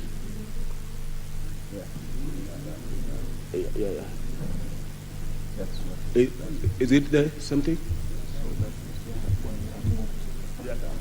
Yes. You know that the chair has only moved the first part, so you are quite in order to propose what you are doing. Yes, Yes, go on. Yes, I've proposed by deleting subclause 3 as a whole. Thank you, Chair. I propose the question that clause 24 be amended by deletion as proposed by the Honorable Ashiali. I now put the question that clause 24 be amended by deletion as proposed by the Honorable Ashiali. Will as many of that opinion say aye? And as many as of a contrary opinion say nay? The ayes have it.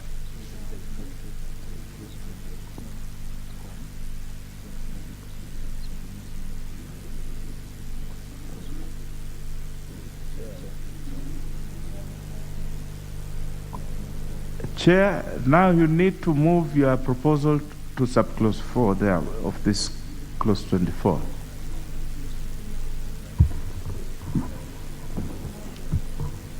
Thank you, Mr. Speaker. I beg to move that clause 4 be amended as indicated in the order paper. I propose a question that clause 24 be amended as proposed by the chair. I now put the question that clause 24.4 be amended as proposed by the chair. Will as many of that opinion say aye? Aye. Will as many of our contrary opinion say nay? The ayes have it. Clause 25. I propose the question that clause. Just hold on.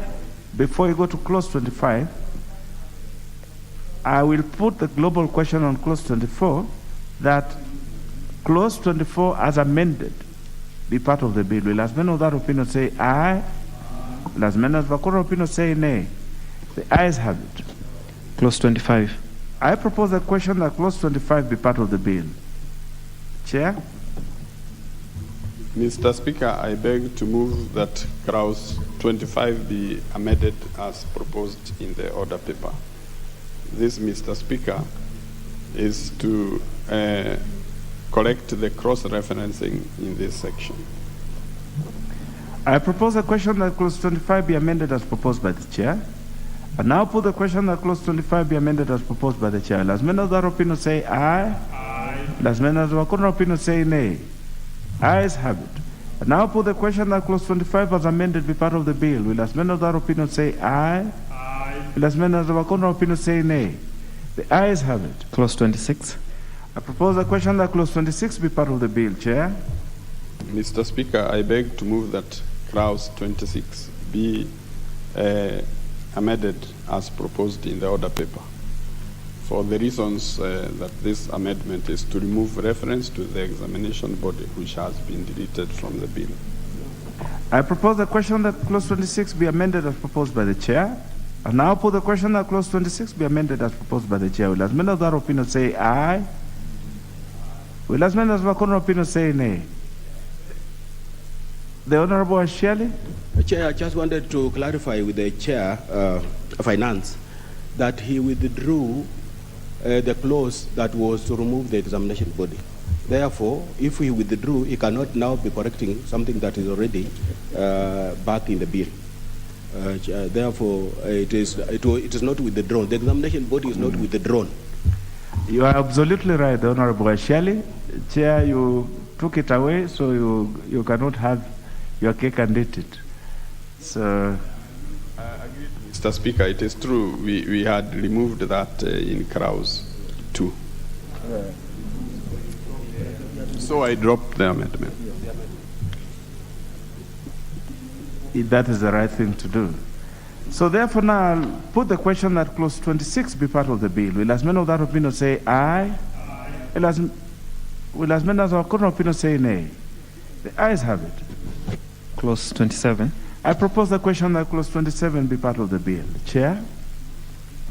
Mr. Speaker, I beg to move that clause 27 be amended as indicated in the order paper. For the reasons that it corrects the cross-referencing. It also deletes subsection 2, 3, 4 because they contradict subsection 1. I propose the question that clause 27 be amended as proposed by the chair. I now put the question that clause 27 be amended as proposed by the chair. Will as many of that opinion say aye? Will as many as have a contrary opinion say nay? The ayes have it. And now put the question that clause 27 as amended be part of the bill. Will as many of that opinion say aye? Will as many of that opinion say aye? Will as many as have a contrary opinion say nay? The ayes have it. Clause 28. I propose the question that clause 28 be part of the bill. Chair. Mr. Speaker, I beg to move that clause 28 be as amended, as indicated in the order paper, for the same reasons of correcting the cross-referencing. I propose the question that clause 28 be part of the bill.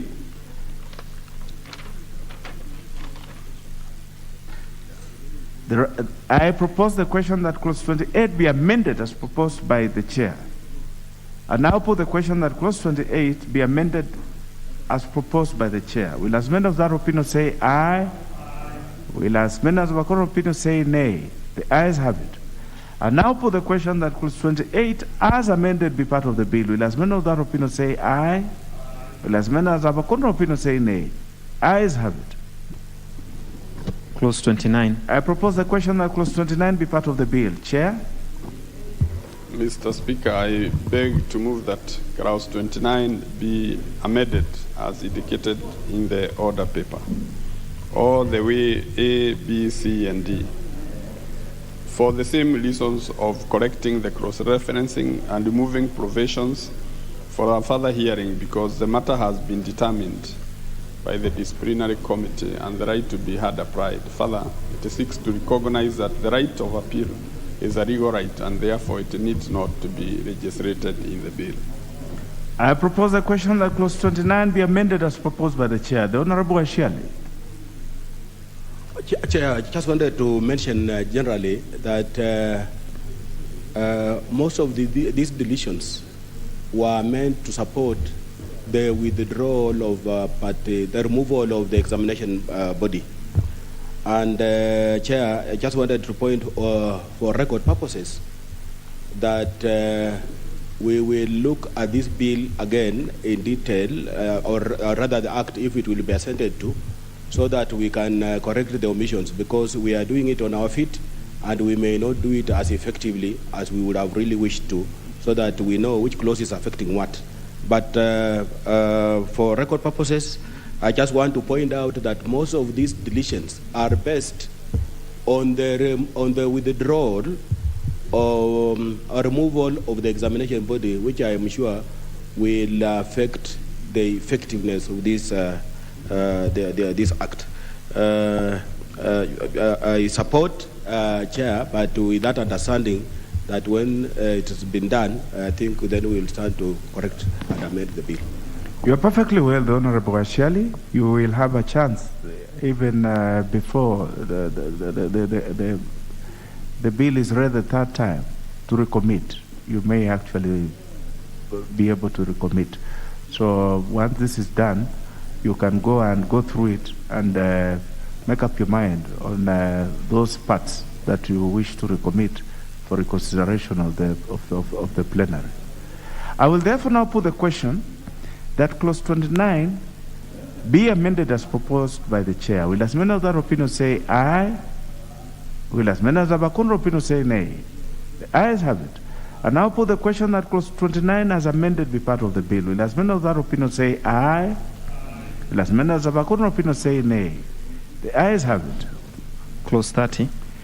I propose the question that clause 30 be part of the bill. There's no amendment to this. I therefore put the question that clause 30 be part of the bill. Will as many of that opinion say aye? Will as many of that opinion say nay? The ayes have it. Clause 31. I propose the question that clause 31 be part of the bill. Chair. Mr. Speaker, I beg to move that clause 31 be amended in A, B, C, D, and part 2 as indicated in the order paper.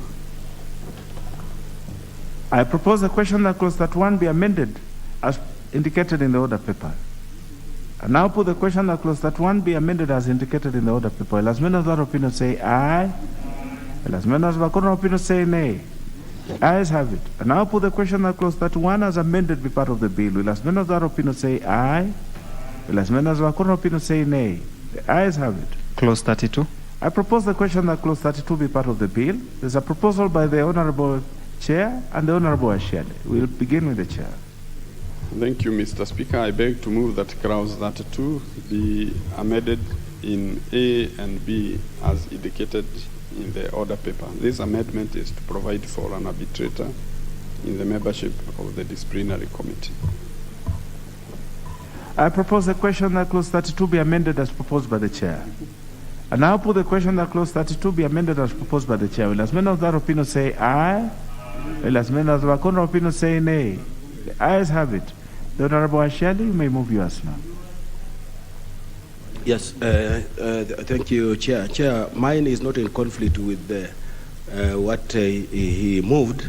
I'm just proposing that clause 32(2) of the bill be amended in paragraph D by inserting the word by immediately after the word appointed, so that we just clean up. It's just a topographic error and cleaning up the bill. Perfectly well led, Honorable Ashali. I therefore now propose the question that clause 32 be further amended as proposed by the Honorable Ashali. I therefore now put the question that clause 32 be further amended as proposed by the Honorable Ashali. Will as many of that opinion say aye? Will as many as the contrary opinion say nay? The ayes have it. I therefore now put the global question that clause 32 as amended be part of the bill. Will as many of that opinion say aye? Will as many as the contrary opinion say nay? The ayes have it. Clause 33. I propose the question that clause 33 be part of the bill. I now put the question that clause 33 be part of the bill. Will as many of that opinion say aye? Will as many as the contrary opinion say nay? The ayes have it. Clause 34. I propose the question that clause 34 be part of the bill. Chair. Mr. Speaker, I beg to move that clause 34 be amended in A, B, C as indicated in the order paper. This is in order to clean up the provision and correct the cross-referencing. I propose the question that clause 34 be amended as proposed by the Chair. I now put the question that clause 34 be amended as proposed by the Chair. Will as many of that opinion say aye? Aye. Will as many of the contrary opinion say nay? The ayes have it. I now put the question that clause 34 as amended be part of the bill. Will as many of that opinion say aye? Aye. Will as many of the contrary opinion say nay? The ayes have it. Clause 35. I propose the question that clause 35 be part of the bill. Chair. Mr. Speaker, I beg to move that clause 35 be amended as indicated in the order paper, as in reference to A, B, C, D, E, F, G, and H. This, Mr. Speaker, is a further correction of the cross-referencing, and also the amendment serves to remove the reopening of a decision of the disciplinary committee. Further, subsection 6 is deleted because everybody has a right to appeal. I propose the question that clause 35 be amended as proposed by the Chair. And now put the question that clause 35 be amended as proposed by the Chair. Will as many of that opinion say aye? Will as many as the contrary opinion say nay? The ayes have it. And now put the global question that clause 35 as amended be part of the bill. Will as many of that opinion say aye? Will as many as the contrary opinion say nay? The ayes have it. Clause 36. I propose the question that clause 36 be part of the bill. Chair, you have a proposal to this. Mr. Speaker, we propose to delete clause 36 as this amendment, Mr. Speaker, deletes provisions on appeal because the bill should not legislate the procedure of the High Court. I propose the question that clause 36 be deleted as proposed by the Chair. And now put the question that clause 36 be deleted as proposed by the Chair. Will as many of that opinion say aye? Aye. Will as many of that contrary opinion say nay? The ayes have it.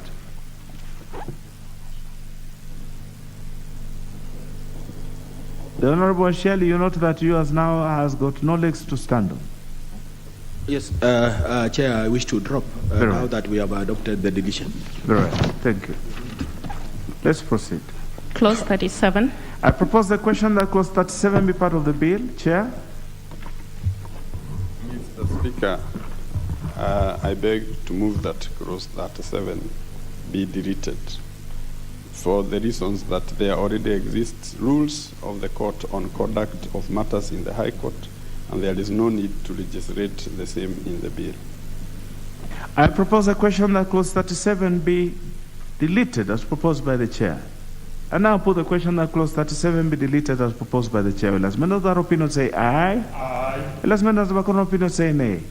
The ayes have it. The Honorable Ashali, for the same reasons, you as false. Very well. Let's make progress. 38.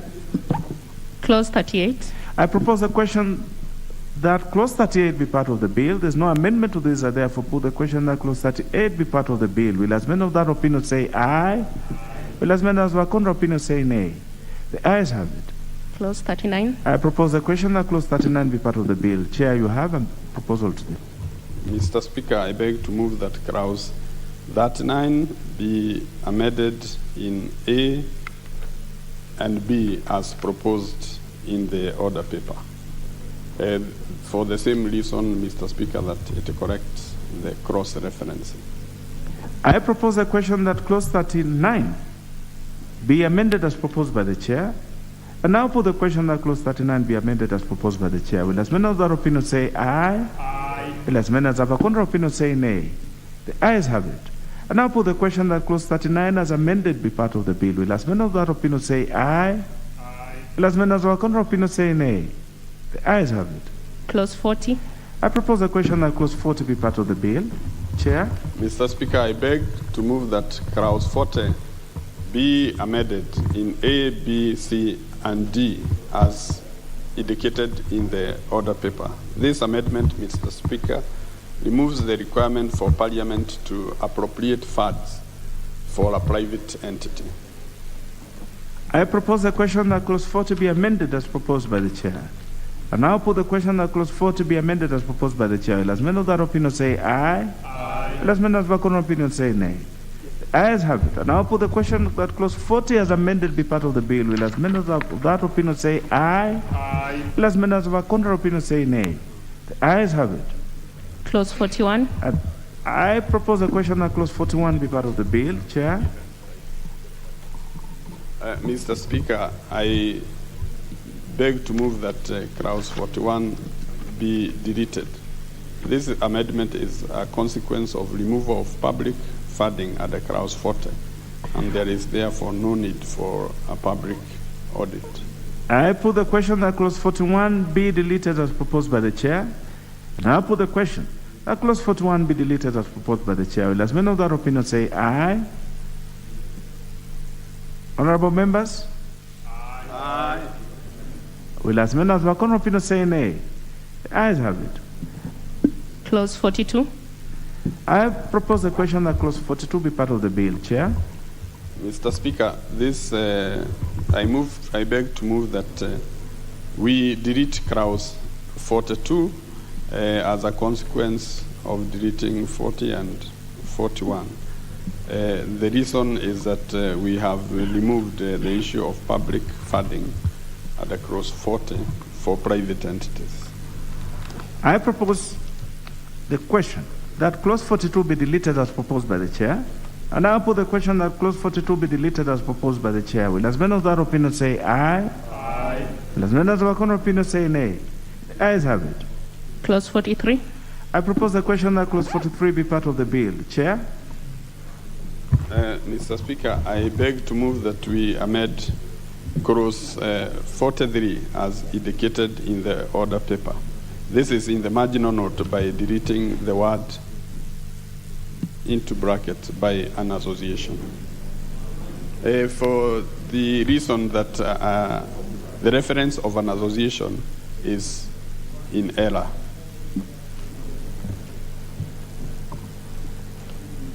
I propose a question that clause 43 be amended as proposed by the chair. But before I proceed, the Honorable Ashali, you also have a proposal to it, which is not... Yes. Yes, the amendments are similar, Chair. They are similar. They are similar. Yes. So the one for the chair can be carried. We carry the one by the chair. Very well. So, yes. You have others, You have some other amendments that are not similar to the one for chair, but the one for chair, you had a proposal that is more or less similar to him. Can I then just move, Chair, so that we... No, let me finish with the one for chair, then I'll just give you an opportunity, because they are different, so that we clean it up properly. I now put the question that clause 43 be amended as proposed by the chair. Will as many of that opinion say aye? Aye. Will as many of that opinion say nay? The ayes have it. The Honorable Ashali may now move the others, whilst dropping the one that is similar to the chair's.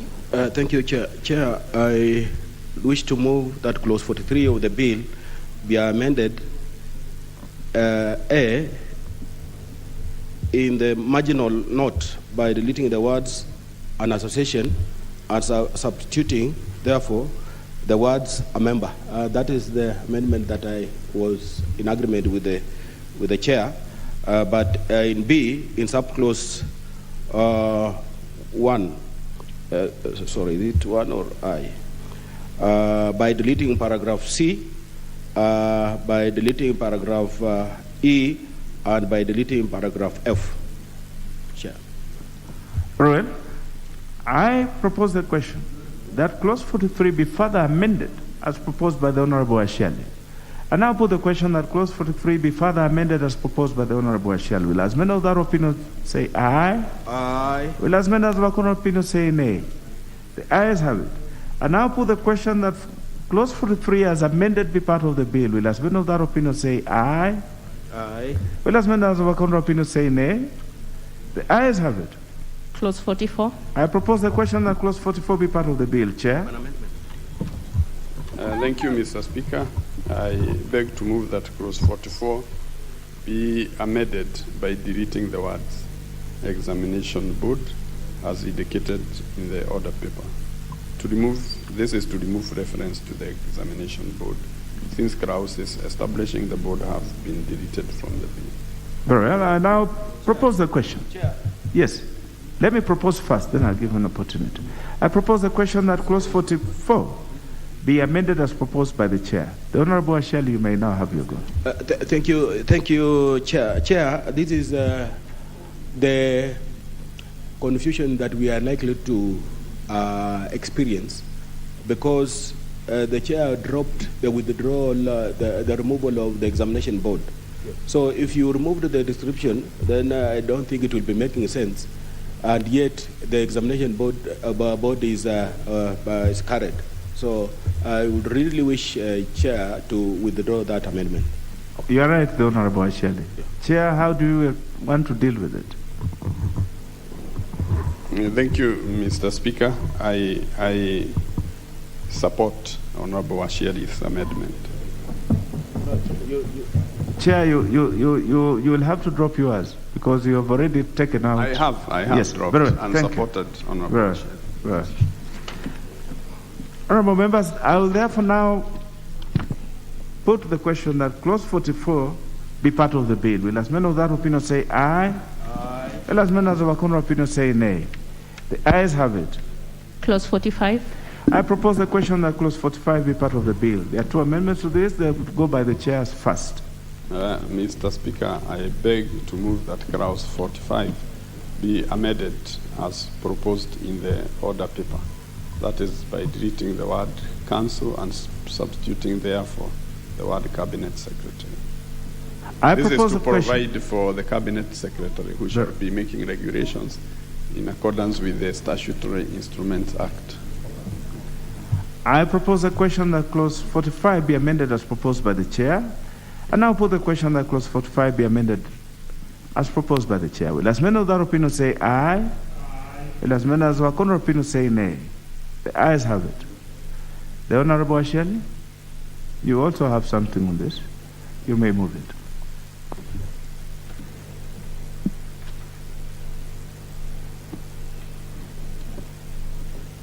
Thank you, Chair. Chair, I move that clause 45(2) of the bill be amended by inserting the following new paragraphs immediately after the paragraph.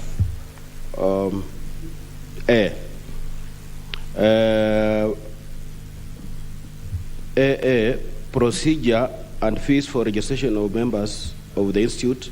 AB, a detailed scheme outlining the procedures for the qualification,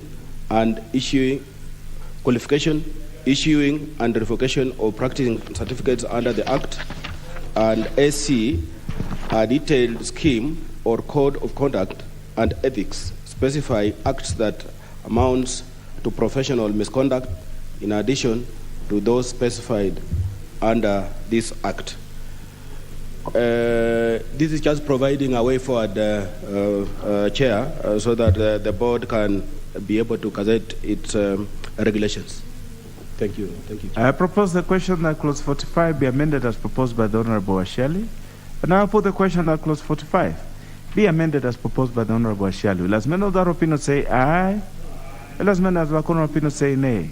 The ayes have it. And now put the question that clause 45 as amended be part of the bill. Will as many of that opinion say aye? Will as many of the opinion say nay? The ayes have it.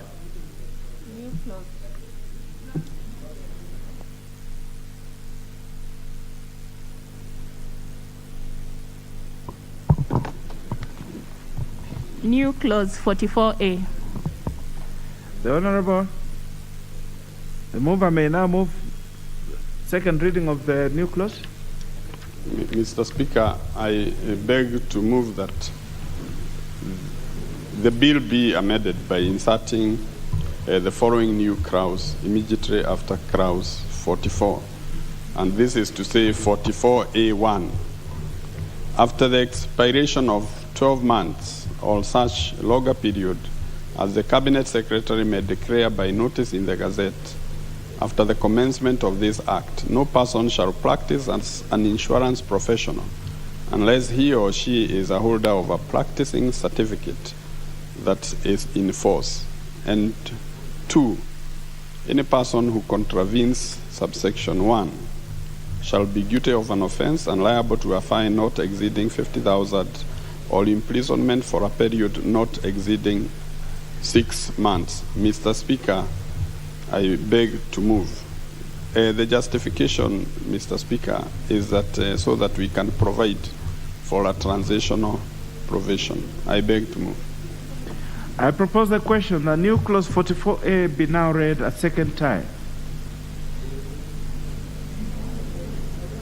I put the question that new clause 44A be now read a second time. Will as many of that opinion say aye? Will as many as of a contrary opinion say nay? The ayes have it. I now propose the question that new clause 44A be part of the bill. I therefore now put the question that new clause 44A be part of the bill. Will as many of that opinion say aye? Will as many as of a contrary opinion say nay? The ayes have it.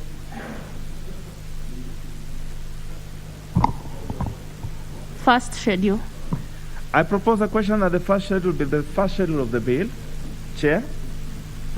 Mr. Speaker, I beg to move that the first schedule be amended in item 2 as provided in the order paper in A and B. This is to remove erroneous provisions. I propose the question that the first schedule be amended as proposed by the chair. And I'll put the question that the first schedule be amended as proposed by the chair. Will as many of that opinion say aye? Aye. Will as many as of a opinion say nay? The ayes have it. And now put the question that the first schedule as amended be part of the bill. Will as many of that opinion say aye? Aye. Will as many as of a opinion say nay? The ayes have it. Second schedule. I propose the question that the second schedule be the second schedule of the bill. And now put the question that the second schedule be the second schedule of the bill. Will as many of that opinion say aye? Will as many as of a contrary opinion say nay? The ayes have it. Third schedule. I propose the question that the third schedule be the third schedule of the bill. Chairperson. Mr. Speaker, I beg to move that this provision be deleted in order to be compliant and compatible with the withdrawal of clause 2. Thank you, Mr. Speaker. I propose the question that the third schedule be deleted as proposed by the chair.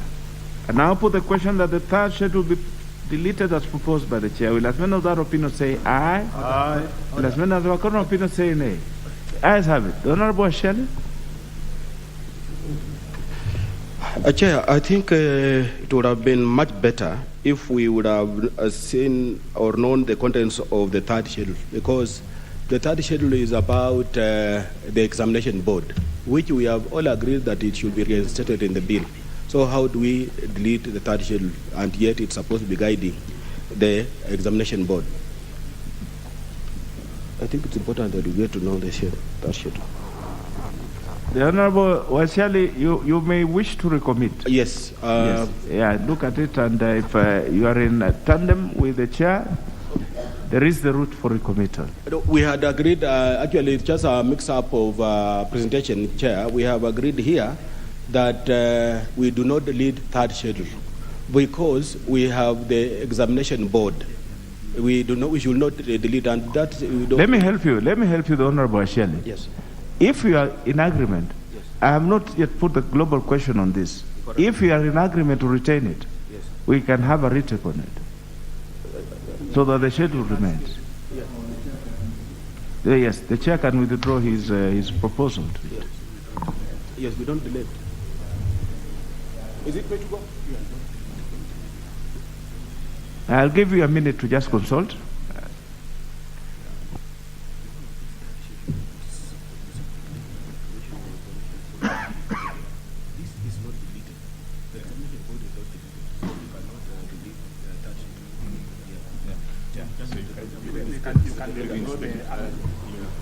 Mr. Speaker, I drop that amendment and reinstate the third schedule. Very well.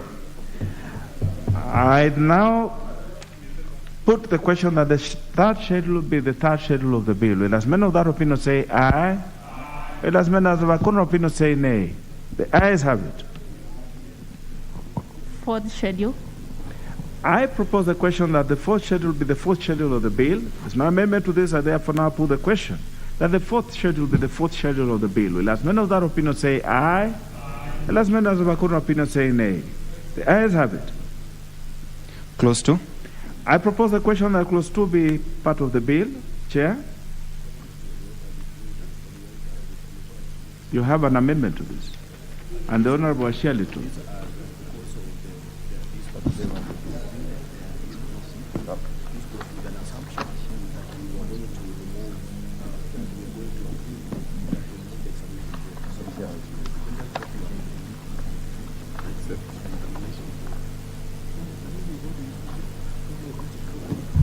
Thank you, Mr. Speaker. I wish to withdraw all these amendments, Mr. Speaker. Very well. So the proposed amendment by the chair stand dropped. The Honorable Asheli, you also have something on this. You may move yours.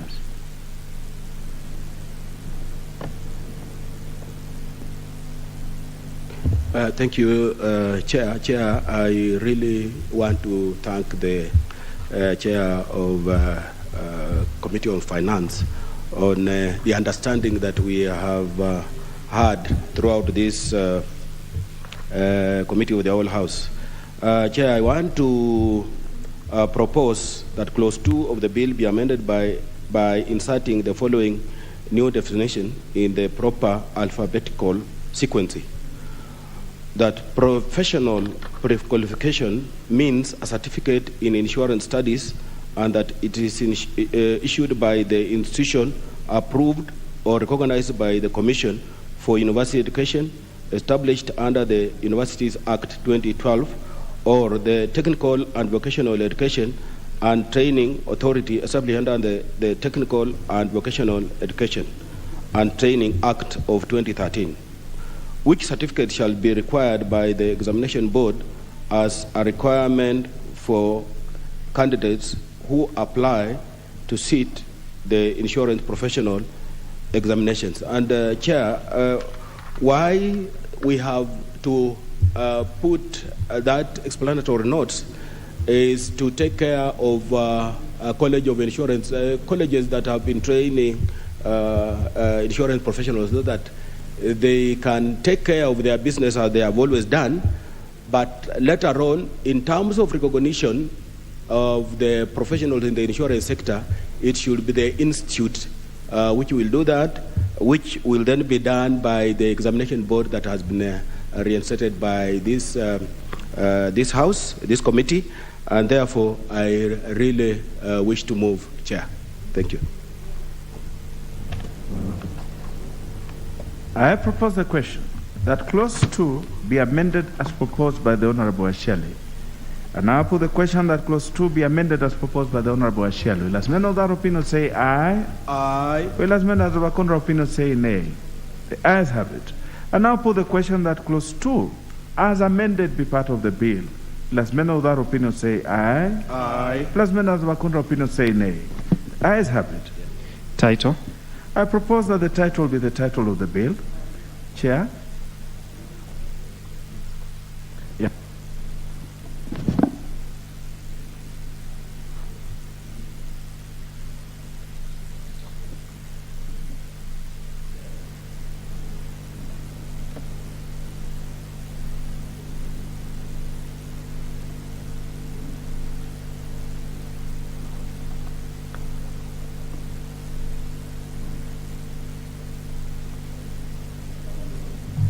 Mr. Speaker, I beg to drop the wrong title.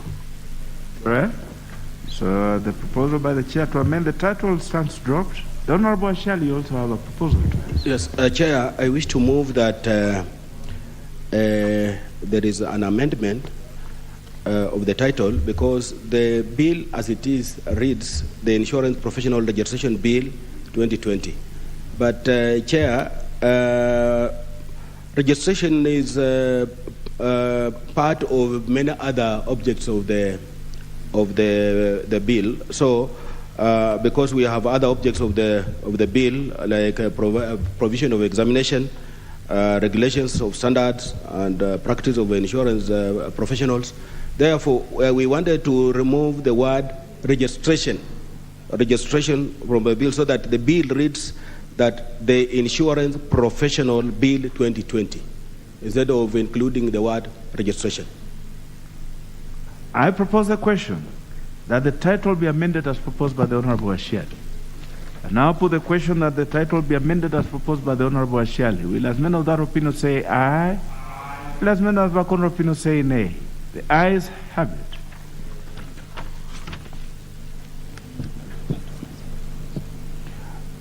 I now put the question that the title as amended be the title of the bill. Will as many of that opinion say aye? Will as many of that opinion say nay? The ayes have it. Clause 1. I propose the question that clause 1 be part of the bill. The Honorable Ashiali?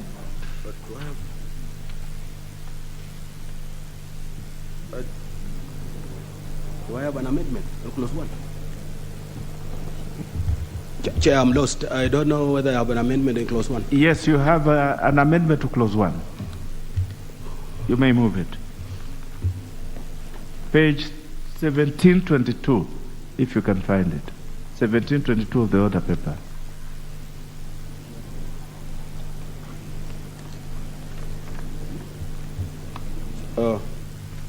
It's to the same effect of registration. Yeah, thank you, Chair.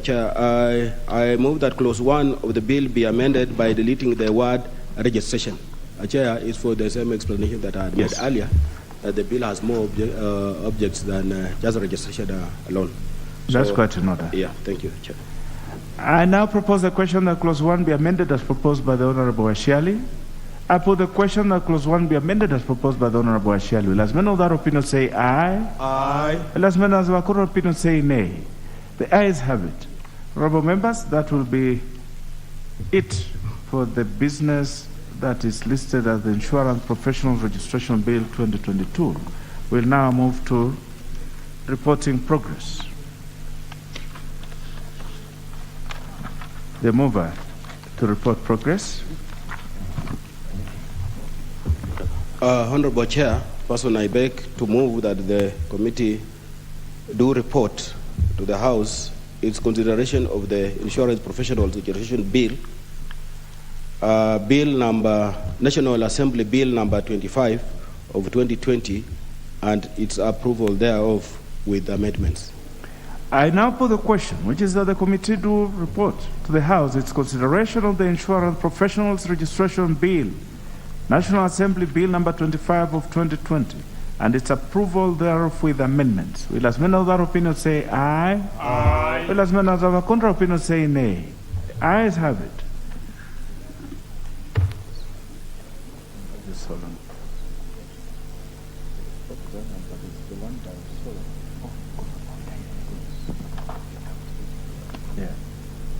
Honorable members, at the start we had stepped down the business listed as committee order number 13,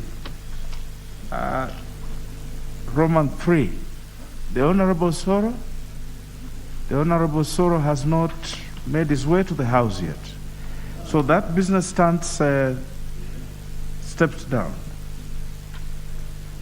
And that will be it for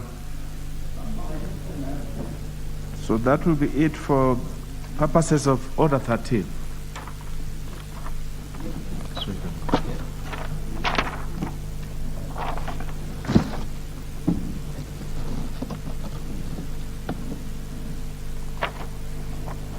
Honorable members, Mr. Speaker.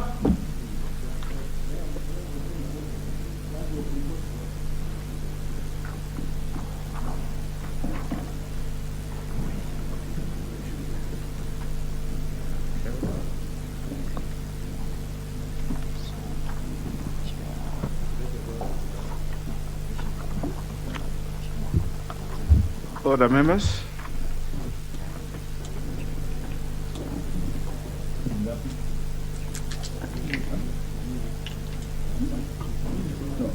We shall now have reporting for all those matters that we have considered in committee, starting with the Appropriation Bill, National Assembly Bill number 31 of 2022. The Honorable Kanini Kega.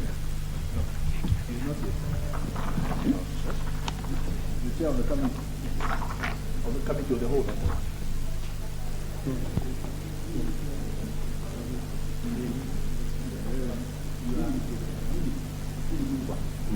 When you are the mover of the bill. Honorable Speaker, I beg to report that the Committee of the Whole House has considered the Appropriation Bill, National Assembly Bill number 31 of 2022, and approved the same with amendments.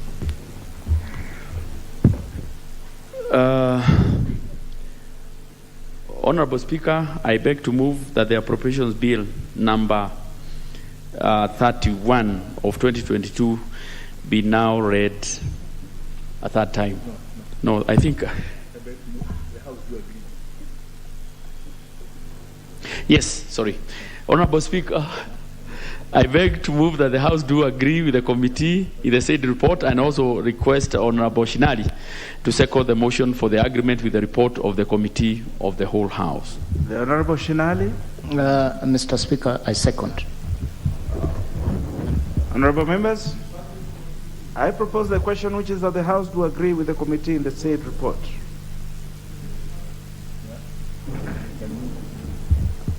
Honorable members, I direct that the next steps in this regard to be undertaken when this matter will be set down on the order paper again. We shall now consider the Higher Education Loan Board Amendment Bill, National Assembly Bill number 37 of 2027 for reporting. Chairperson. Honorable Speaker, I beg to report that the Committee of the Whole House has considered the Higher Education Loans Board Amendment Bill, National Assembly Bill number 37 of 2020, and approved the same with amendments. The mover. Honorable Speaker, I beg to move that the House do agree with the committee in the said report. I also request Honorable Shinali to second the motion for the agreement with the report of the Committee of the Whole House. The Honorable Shinali. Mr. Speaker, I second. Honorable members, I propose the question, which is that the House do agree with the committee in the said report, and also direct that the next steps to be undertaken when the matter will be set down on the order paper. We shall now consider the Information Communication Technology Practitioners Bill, National Assembly Bill number 38 of 2020. Chairperson. Honorable Speaker, I beg to report that the Committee of the Whole House has considered the Information Communication Technology Practitioners Bill, National Assembly Bill number 38 of 2020, and approved the same with amendments. The mover. Honorable Speaker, I beg to move that the House do agree with the committee in the said report. I also request Honorable Shinari to second the motion for agreement with the report of the Committee of the Whole House. The Honorable Shinari. Mr. Speaker, I second. Honorable members, I propose the question, which is that the House do agree with the committee in the said report, and in the same regard direct that the next necessary steps to be undertaken when the business will be set down in the order paper next.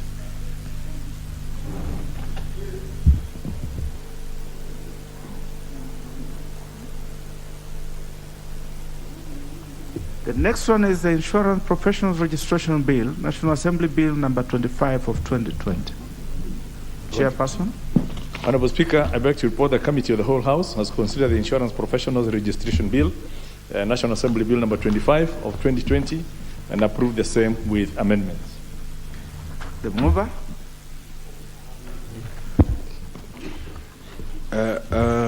Honorable Speaker, I beg to move that the House to agree with the committee in the said report. I also request Honorable Waihenya Ndirangu to second the motion for agreement with the report of the Committee of the Whole House. Chairperson Ndirangu. Mr. Speaker, I beg to second.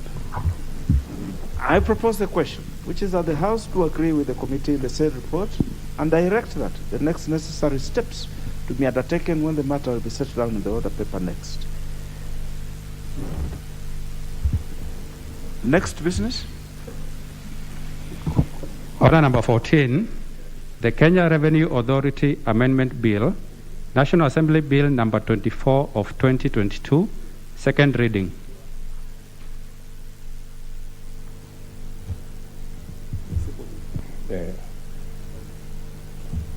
Honorable Speaker, I beg to move that the Kenya Revenue Authority Amendment Bill, National Assembly Bill number 24 of 2022, be now read a second time. Honorable Speaker, as members will be aware, during the highlights, the budget highlights, the Cabinet Secretary for the National Treasury and Planning did indicate there was a need to re-energize the Kenya Revenue Authority. Leader of Majority, sorry to interrupt you. There is a report that needs to be tabled by the chair for lunch. Okay. Kindly let us allow her to do that so that you can now move. Chair for lunch. Thank you very much, Honorable Speaker. Honorable Speaker, I beg to lay the following paper on the table of the House today, Wednesday, June 8, 2022.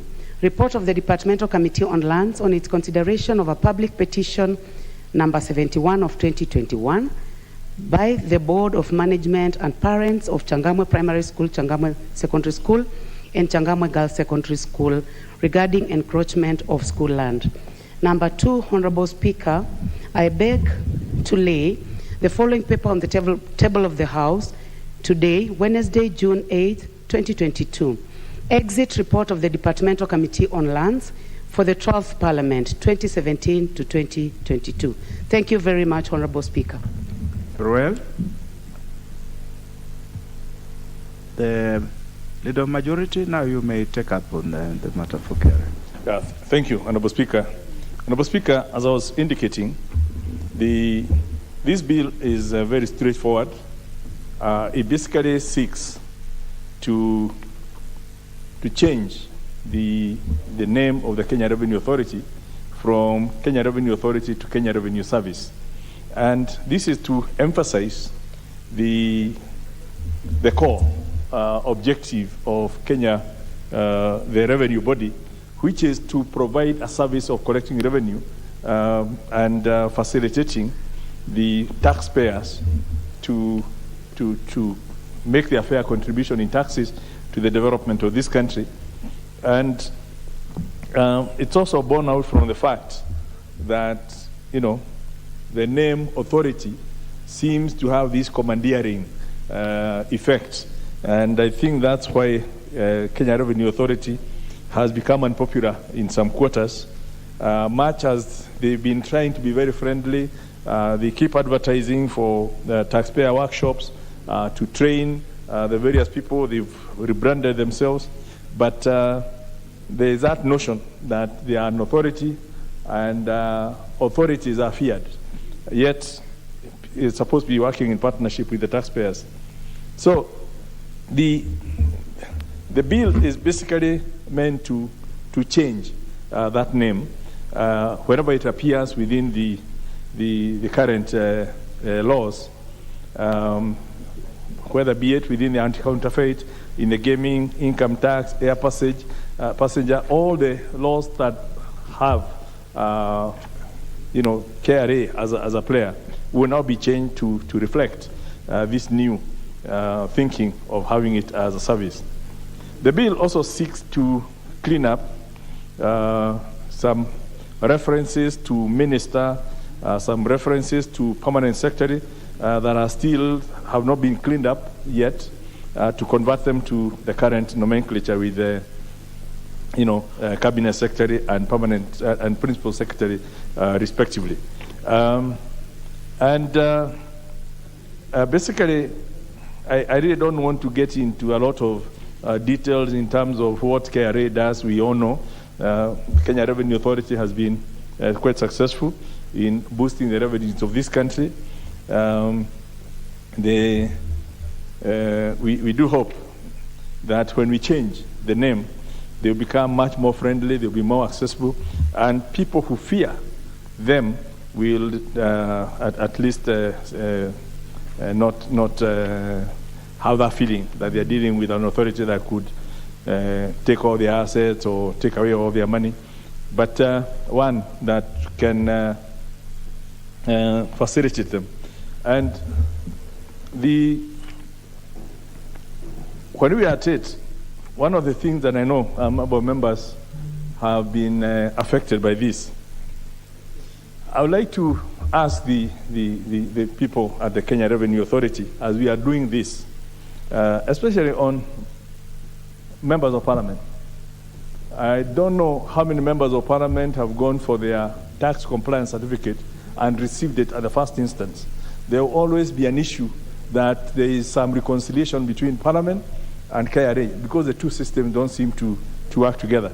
And I want us to, as they change, as we support them to change into a service, I want them to start thinking of integrating their systems so that when we pay taxes through our payroll here in Parliament, it's reflected simultaneously in KRA so that if on the first or the second day of the next month, a member was to go, and in fact, any public servant, because it's the same if Ms. and KRA not agreeing, any person going for their tax clearance certificate should be able to receive it without being told, go and bring some stamped P9 from Parliament so that we can see that the money was deducted and paid.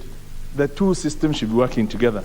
I just want to appeal to KRA that as we change them, let them also do some of those basic things so that people are not unnecessarily delayed.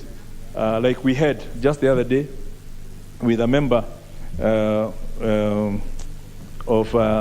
we appointed ambassador. One of the people we appointed as an ambassador, or one of the commissioners, who had been told he's not tax compliant just because of the same issues. I think that is the EACC. So it's something that I would like to ask them to address. Honorable Speaker, like I said, this bill is straightforward. It's just changing the name and changing some of those bits and pieces in terms of where there's reference to a minister to change it to cabinet secretary or permanent secretary to make it to principal secretary. And I really don't want to belabor the point and keep talking about the obvious. Honorable Speaker, I beg to move and ask the Vice Chair of the Finance Committee to second. The Honorable Ehenya. Thank you, Mr. Speaker. I beg to second the second reading of the Kenya Revenue Authority Amendment Bill, Bill number 24 of 2022. Mr. Speaker, as indicated by the majority leader, it is true this is a very short bill, and its essence is just changing the name to Kenya Revenue Service, Mr. Speaker, so that it sounds friendly. Mr. Speaker, I wish to congratulate the Kenya Revenue Authority, and in particular the Commissioner General, Dr. Gadi Boro, and his team of commissioners and officers who have worked, and for the last 10 years, Mr. Speaker, revenues collected by KRA have grown from 800 billion to close to 1.8 trillion to date. The growth in revenues has been phenomenal, and the investment in IT, Mr. Speaker, of course, a lot of bad things have been said about KRA by people who have been trying to evade taxes. And it is important that we support KRA because it's the one that lays the golden egg, Mr. Speaker. We would not be able to lead all these huge budgets we do if KRA was not doing a good job. So, Mr. Speaker, I wish to second so that we now rename Kenya Revenue Authority to Kenya Revenue Service. Thank you, Mr. Speaker. I beg to second. Honorable members, allow me then to propose that the Kenya Revenue Authority Amendment Bill, National Assembly Bill number 24 of 2022, be now read a second time. The Honorable Shenali, member for Ikolomani. Thank you, Mr. Speaker, for giving me this opportunity to add my voice on this Kenya Revenue Bill, Amendment Bill 2022, Mr. Speaker. Mr. Speaker, Kenya Revenue Authority has a huge task of collecting revenue and making sure the government is running, because we have to collect revenue that will be used for development and recurrent expenditures, Mr. Speaker, for the country.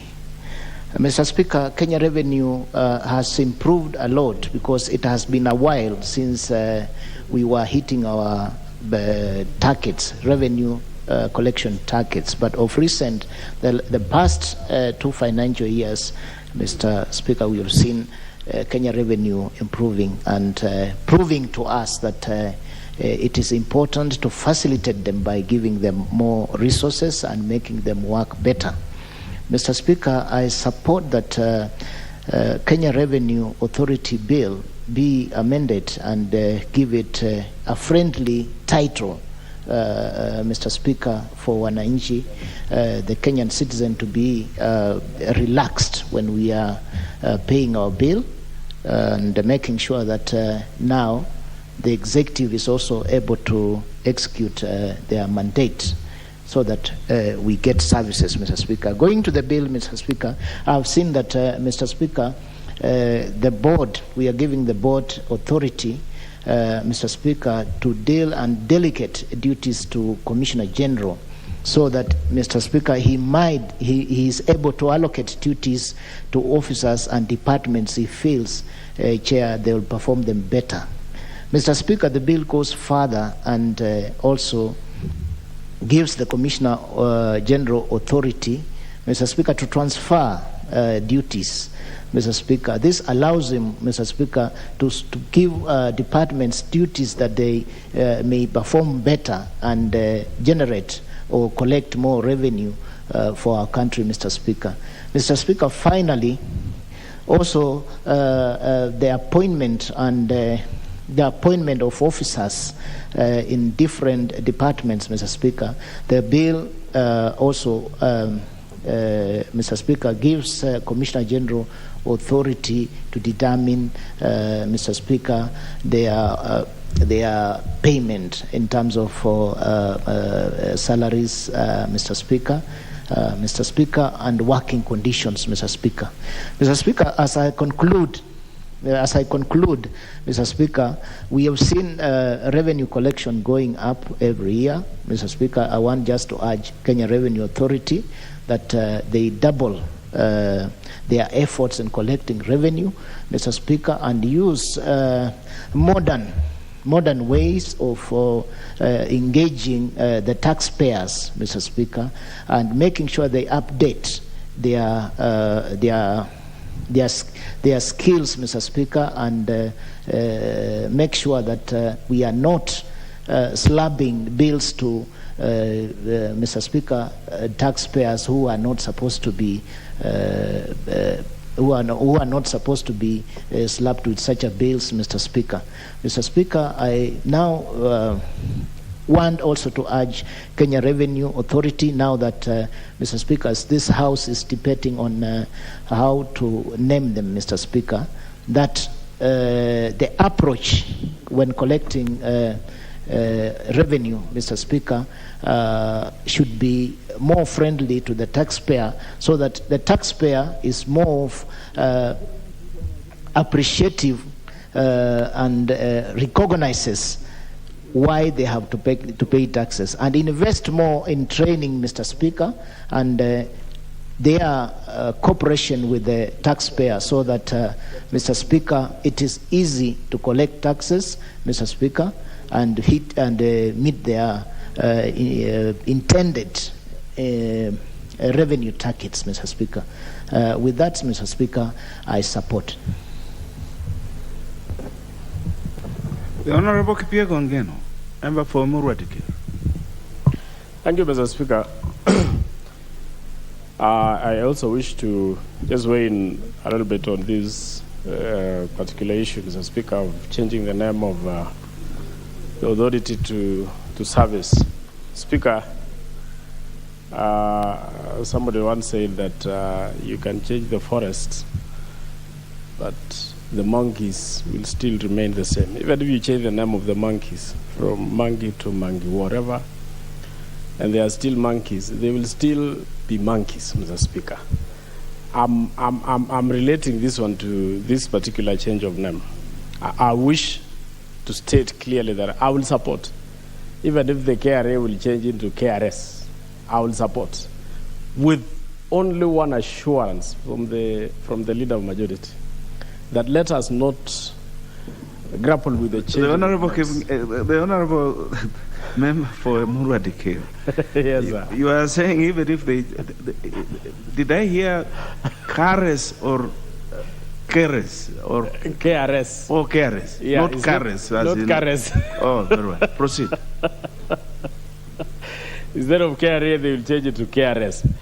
Speaker, I'm supporting this with the assurance of the leader of majority, Speaker, that he is not just going to look at the change of name, but he should look at the change of, not even change, but harnessing of the functions of the Kenya Revenue Authority, so that you know how you know what happens with this department, Mr. Speaker, is that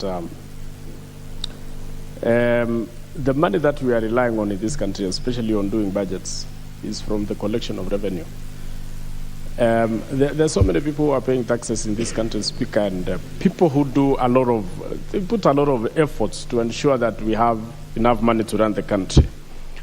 But there are two problems that we are facing here, Mr. Speaker. One of them is the collection of those revenues. The people who are concerned with the collection of revenues, and this is where the leader of majority, I wanted him to take note.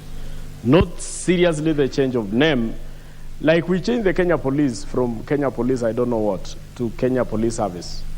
But still the police are still performing the duties they were performing when they were named, or when they had the other name. I want the leader of majority to seriously look into actually harnessing the process of collection of revenue. Because where we have a problem is that There are so many people who are not paying taxes. There are so many authorities, there are so many businesses which are not being taxed. Nobody's collecting revenues from them. And then, in the process of collecting these revenues, Speaker, most of the people who are working in these particular departments, Mr. Speaker, are very corrupt, extremely corrupt, so that when they do the collection, they have two sets of receipts. One set, which is an official receipt, and then another set, which is a personal, or which obviously ends up at the office, so that when they collect whatever they collect, there is a set of receipts which, of course, they will release the money which is collected. But then there is another set which they remain with the collection. Speaker, that is where we are losing millions and millions of money. I say this because we have in our county also an area where the county government usually rely on collecting revenues to run the county. That is the Masai Mara.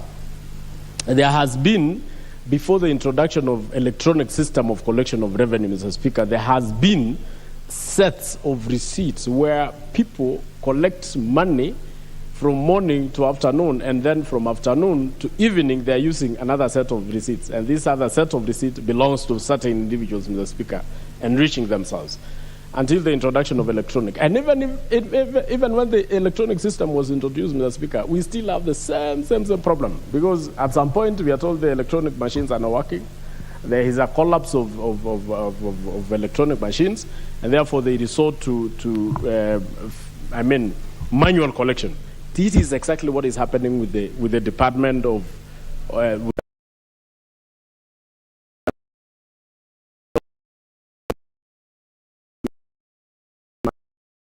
way of spending this revenue collected. And we know, Speaker, people sweat and toil. They do businesses day and night just to put food on the table, and then the government comes and overtax them. And then, well, we won't mind being overtaxed, but we mind the proper expenditure of the money that is collected by the government. So I wish to support and tell the majority leader that also look at how we can change the process and the means and the method used in collecting revenue by the government, by this particular authority. I thank you and I support, Speaker. The Honorable Yula Mairo, member for Butula. Thank you, Mr. Speaker. Mr. Speaker, I also want to take this opportunity to contribute to this KRA amendment bill, which is geared towards changing the name from Kenya Revenue Authority to Kenya Revenue Services. Mr. Speaker, while I support the change, I would not agree with the idea of giving the Commissioner General more powers from the board, because giving Commissioner General a lot of power is almost next to creating a dictatorial authority or service. The board should still maintain its position of controlling the services of the Kenya Revenue. Mr. Speaker, the other thing I want to mention here is in the old Act, the KRA was given a commission of 2.5% for any revenue collected above the budgeted amount. I'm sure that used to create a lot of enthusiasm among the staff, because they knew if they worked very hard, they were going to get commission at the end of the year. Mr. Speaker, that should be looked into so that they are encouraged to work hard and avoid corruption. So if they don't consider that commission, the staff will continue looking at what they can also make for themselves. Mr. Speaker, the staff also need to be motivated, particularly the junior staff, in the KRA. They do a lot of work, but all the consideration goes to the bosses. So that gives them, leaves a loophole for them to also look for their own money. So to reduce corruption in KRA, Mr. Speaker, we also need to look into the way to motivate the junior staff, the way to recognize the junior staff for the work they have done. And this recognition also only came about when they were getting commission at the end of the year for any revenue collected above the targeted amount. So, Mr. Speaker, I would want that also to be looked into so that the staff are motivated and they are encouraged to work specifically for the development of this country. With that, Mr. Speaker, I support the change. Thank you. The Honorable Nyenze, member for Kitui West. Thank you, Mr. Speaker, for giving me this opportunity. On the onset, I want to say that I support the amendment to the KRA bill of changing the name from authority to services. That is Kenya Revenue Authority to Kenya Revenue Services, and say that Kenya Revenue Authority has been taxed with it's an agency which has been taxed with the collection of the revenue for the government. It's also responsible for the assessment and the collection and also accounting for all the revenue which they collect for the government. And now changing this name, they want to be friendly to the taxpayer, which is very important, because over the years, let me congratulate them, because over the years they have increased the revenue. And this is very important because this funds the government. And if the Kenya Revenue Authority or Kenya Revenue Services continues to increase this revenue, then it won't reach a point where we won't even reduce the amount of debt which we borrow for the government. So they could also do, I support this amendment, but I also note that they can broaden the tax bracket by being friendly, by especially educating the taxpayers, and also ensuring that they help the improvement of the businesses. Actually, as KRA collects revenue, of late I've noticed that some of the small businesses are closing down. And as they close down, that means then the revenue is reducing as the businesses close down. So as I support the change of name to being more friendly, I also feel that they should also educate the taxpayers, especially the small businesses, on how to improve their businesses, so that as they go back to collect revenue from them, then the businesses will be strong enough, they will grow, so that also the revenue grows instead of the businesses closing down. Because as I've said, I've noted that some and most of the small businesses close down because of the taxation from KRI, especially on excise duty. So it is that I feel is they should also take that responsibility of cooperating and also with the business owners, and also ensuring that they don't close down, but that they grow. They should also embrace IT system in their operations, and especially in collection of the revenue. We know that in our county governments, especially with own revenue collection, it's collected manually. So if KRA can also be involved in the collection of own revenue, which they won't do it electronically, I'm sure even from the county governments, they would benefit a lot from own revenue. And this would also ensure that now, instead of the national government giving the county government so much money, then they can also benefit from their own revenue. So what I would also say about KRA is that, as my colleague has said, they should motivate their staff. Most of the time you find that KRA employs so many people, and they have so many staff who are on contract, and they remain on contract for a very, very long time. They are involved in collection of a lot of money.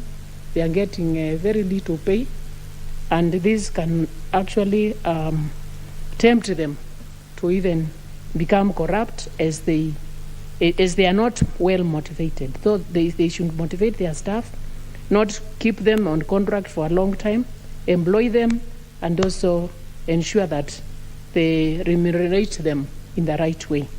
So with that, Mr. Speaker, I say that I support the change of name from authority to services, but they should also improve on their services. Thank you, Mr. Speaker. I support. Honorable Ashiali Jomo, member for Mumias East. Thank you, Honorable Speaker. Honorable Speaker, allow me to join my colleagues in supporting this change of name, and quickly add that this should have been done earlier, because I remember, Honorable Speaker, when we were changing from Customs Department to Customs Services, and then domestic taxation taxes, I think that should have been the right time when this should have also followed, so that we change the meaning. Because, Honorable Speaker, you realize that with the new constitution, many of these authoritarian titles have been reduced, and that's why I will support this. Honorable Speaker, like the other members pointed out, it's not enough to change the title. It's not enough. You must change the title, but at the same time, also change the manner in which you approach your businesses, as it were. Because in authority, you have that authoritarian kind of approach, but with our service, you must be able to listen to your clients, who are majorly, in this case, taxpayers. Honorable Speaker, I was listening to some political news the other day when politicians were complaining that under the Nairobi City Council, they were collecting more revenue in service charge taxes than today, when we have Kenya Revenue. And I didn't understand how that would have come up, when we expect that Kenya Revenue Authority should do much better than the council. Honorable Speaker, I am sure with the now change of title and change of attitude, maybe the manner in which they handled the Kerocha Industries, where they have forced this industry to close down, maybe it may not have been approached in the manner in which it did, and therefore we want to request that, as we agree with the Commissioner General to change the name from the authority to services, we also want him to retrain his staff, so that they also have to change from the manner in which they approach their tax collection. I support Mr. Speaker. The Honorable Bayaya, member for Kilifi North. Thank you very much, Mr. Speaker. I would like first at the onset to say that I support the amendment of changing the name of this organization from Kenya Revenue Authority to Kenya Revenue Services. Mr. Speaker, when you're changing a name from an authority to a service, there's something fundamental that you're doing. You're also saying we are changing the theory of management of that entity. We are also changing the way that entity is managed, not just the branding. Because if you look at that bill, it's very heavy to say that we want to remove authority because it connotes commandeering body and put it to a friendly service-oriented. But the change of name does not change the way the operations are done, unless deliberately there is policy shift from authority to service. That policy shift is very important. Mr. Speaker, Douglas McGregor, the guy who developed Theory X and Y of management, said that there's a way in which you manage people and you achieve certain results using the theory of management. Whether you coerce them, you push them, you punish them, you cajole them until you get the results. From a negative perspective, there's also the Y that says that you can talk to the people well, motivate them, and they actually achieve better results. That is what Douglas McGregor says. But what we have seen of the current Kenya Revenue Authority, they're very punitive. They are always pushing people. They want to achieve results by force. What that has happened is that the negative has been their result. People are shunning away from paying taxes. People are actually closing businesses. People are evading tax because this is a rogue guy following up money which you have made yourself. So change of name alone, Mr. Speaker, will not make Kenya Revenue Authority, our Kenya Revenue Services, a better institution. They need to change their theory of management and they need to change their mindsets on how they manage the Kenya Revenue Authority. This country, and I want to tell you, Mr. Speaker, there is a correlation between the huge public debt that we're incurring and the way Kenya Revenue Authority is managed.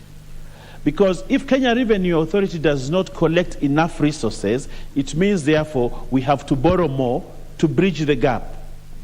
If Kenya Revenue Authority is not managed properly to collect taxes very well and ensure that we have enough money, the reverse is the result. That because we have a debt, we have a gap in revenue, then this country will continue to borrow externally and internally to bridge that gap if Kenya Revenue Authority, or a service as we want to name it today, does not collect that money. So what I'm saying in a nutshell, Kenya Revenue Authority needs to change not only the name, but also operations. I'll give you a very interesting incident, Mr. Speaker. I have very many hotels in my constituency, beach hotels, very nice. But the investor who has come and invested a lot of his money tells you, I will close down, take away my investment to another place because Kenya Revenue Authority is not giving me breathing space. So what happens are two things.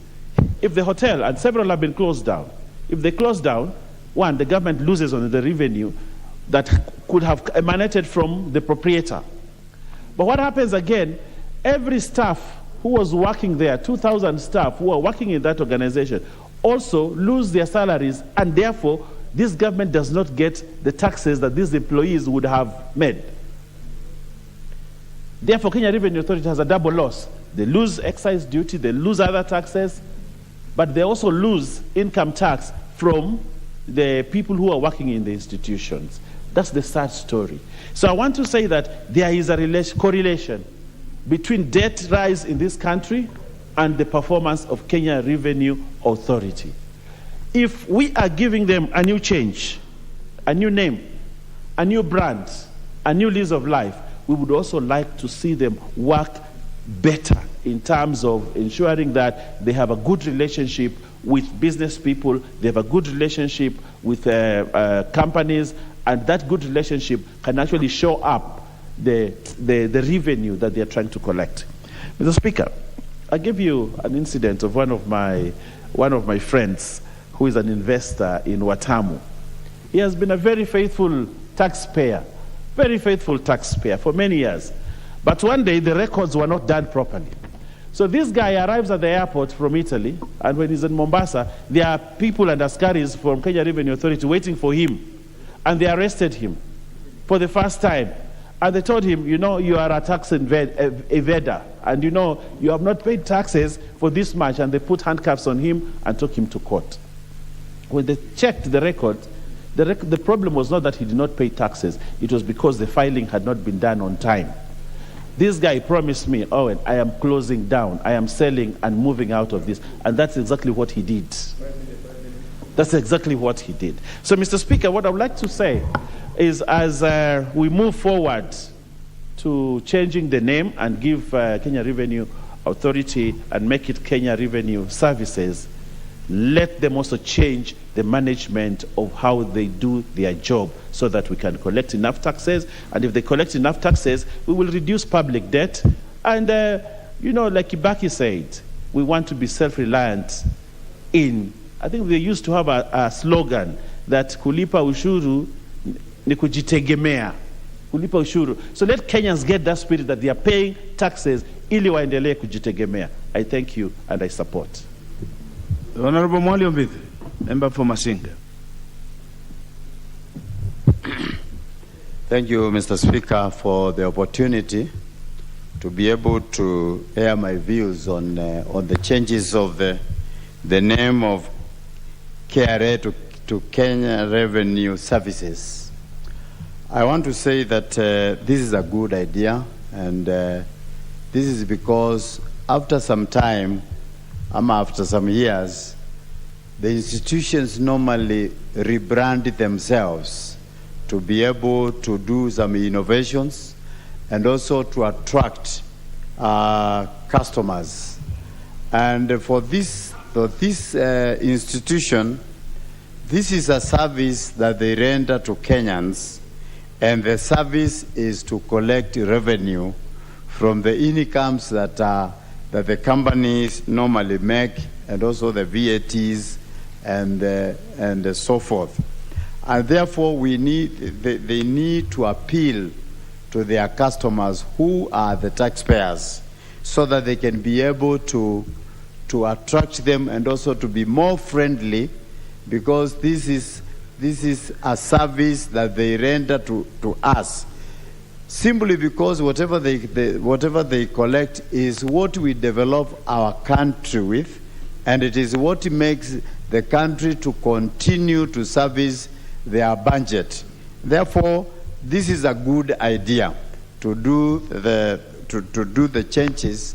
That is by the way of rebranding to Kenya Revenue Services.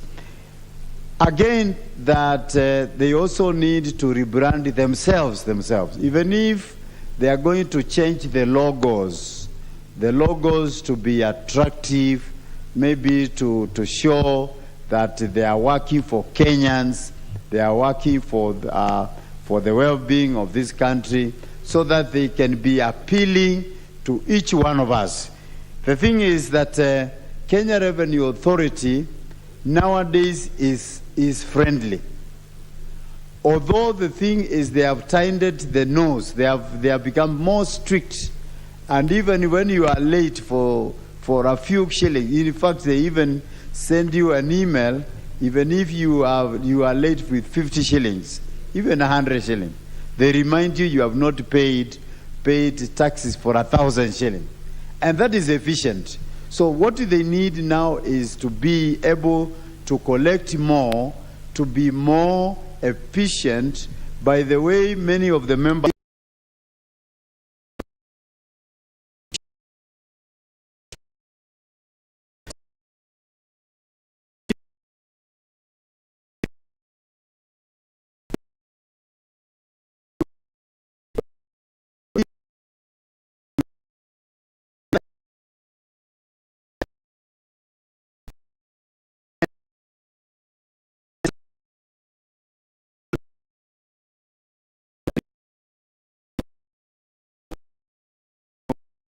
for the Kenyans. So they need to be more friendly, even as we change their name to services. So the services should be seen as if they are working for us, and we will be able to support the Kenyans, because the Kenya Revenue Services, because we are paying taxes for our own good. So with that, with those few remarks, Mr. Speaker, I support.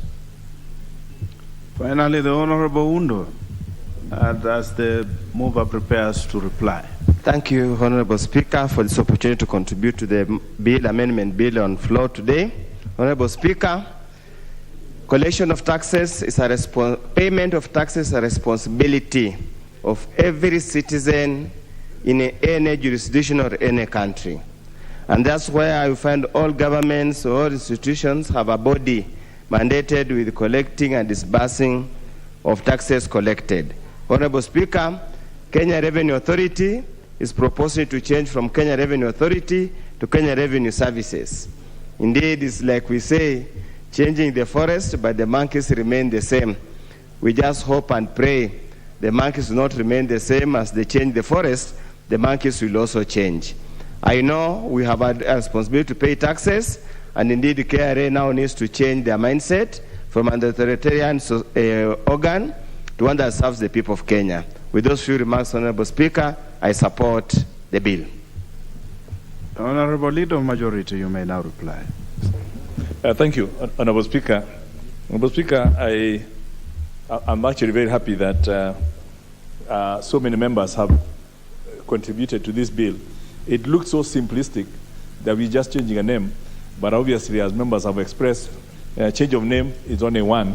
It needs to be accompanied by the change of attitude, the change of ways of doing things, and I agree totally with the sentiments of members, and I'm sure KRA have heard. Honorable Speaker, I forgot to say this, and now I know, because I know you like some of these stories. It happened some years back. This story was told to us in around 1990 in UK. And it was to express, why the taxman will never let you go free. And they will try to use all manner of ways. So it happened that, as you know, income from illegal activities cannot be taxed. So a chap who was making a lot of money, and the income tax fellows went and said, we notice you have a lot of money, yet you have not made a declaration. And he said, I want to be honest with you that my money comes from illegal activities, which you are not entitled to. And if I then declare, you are going to report to, the other authorities. But even here, I think we have, whatever you declare for tax cannot be shared to other agencies. And hence, the taxman said, since I need my portion, let's agree on how we describe your business. And because the guy was a burglar, so they agreed you can sort out within your declaration and just name yourself your occupation, freelance furniture remover. And whatever you are made from moving furniture from one house and selling it to somebody else, you can pay tax on it, and I will not. So that's basically how the taxman can be very innovative. And I'm sure we would want KRA to have, or KRS, to have the same innovative ways of getting all the incomes from the different people. The more income we have, as Honorable has reminded us, the more we are able to rely on ourselves and sort out the growth of this country. So, Honorable Speaker, again, without having to repeat myself again, I'm very happy that we have worked out the framework for the rebranding of Kenya Revenue Authority to Kenya Revenue Service, and I would want to see that service taking root immediately so the Kenyan people can enjoy making their contribution to nation building. I don't like looking at it as paying taxes, but it's making their humble contribution to the building of this nation. With those remarks, I beg to reply.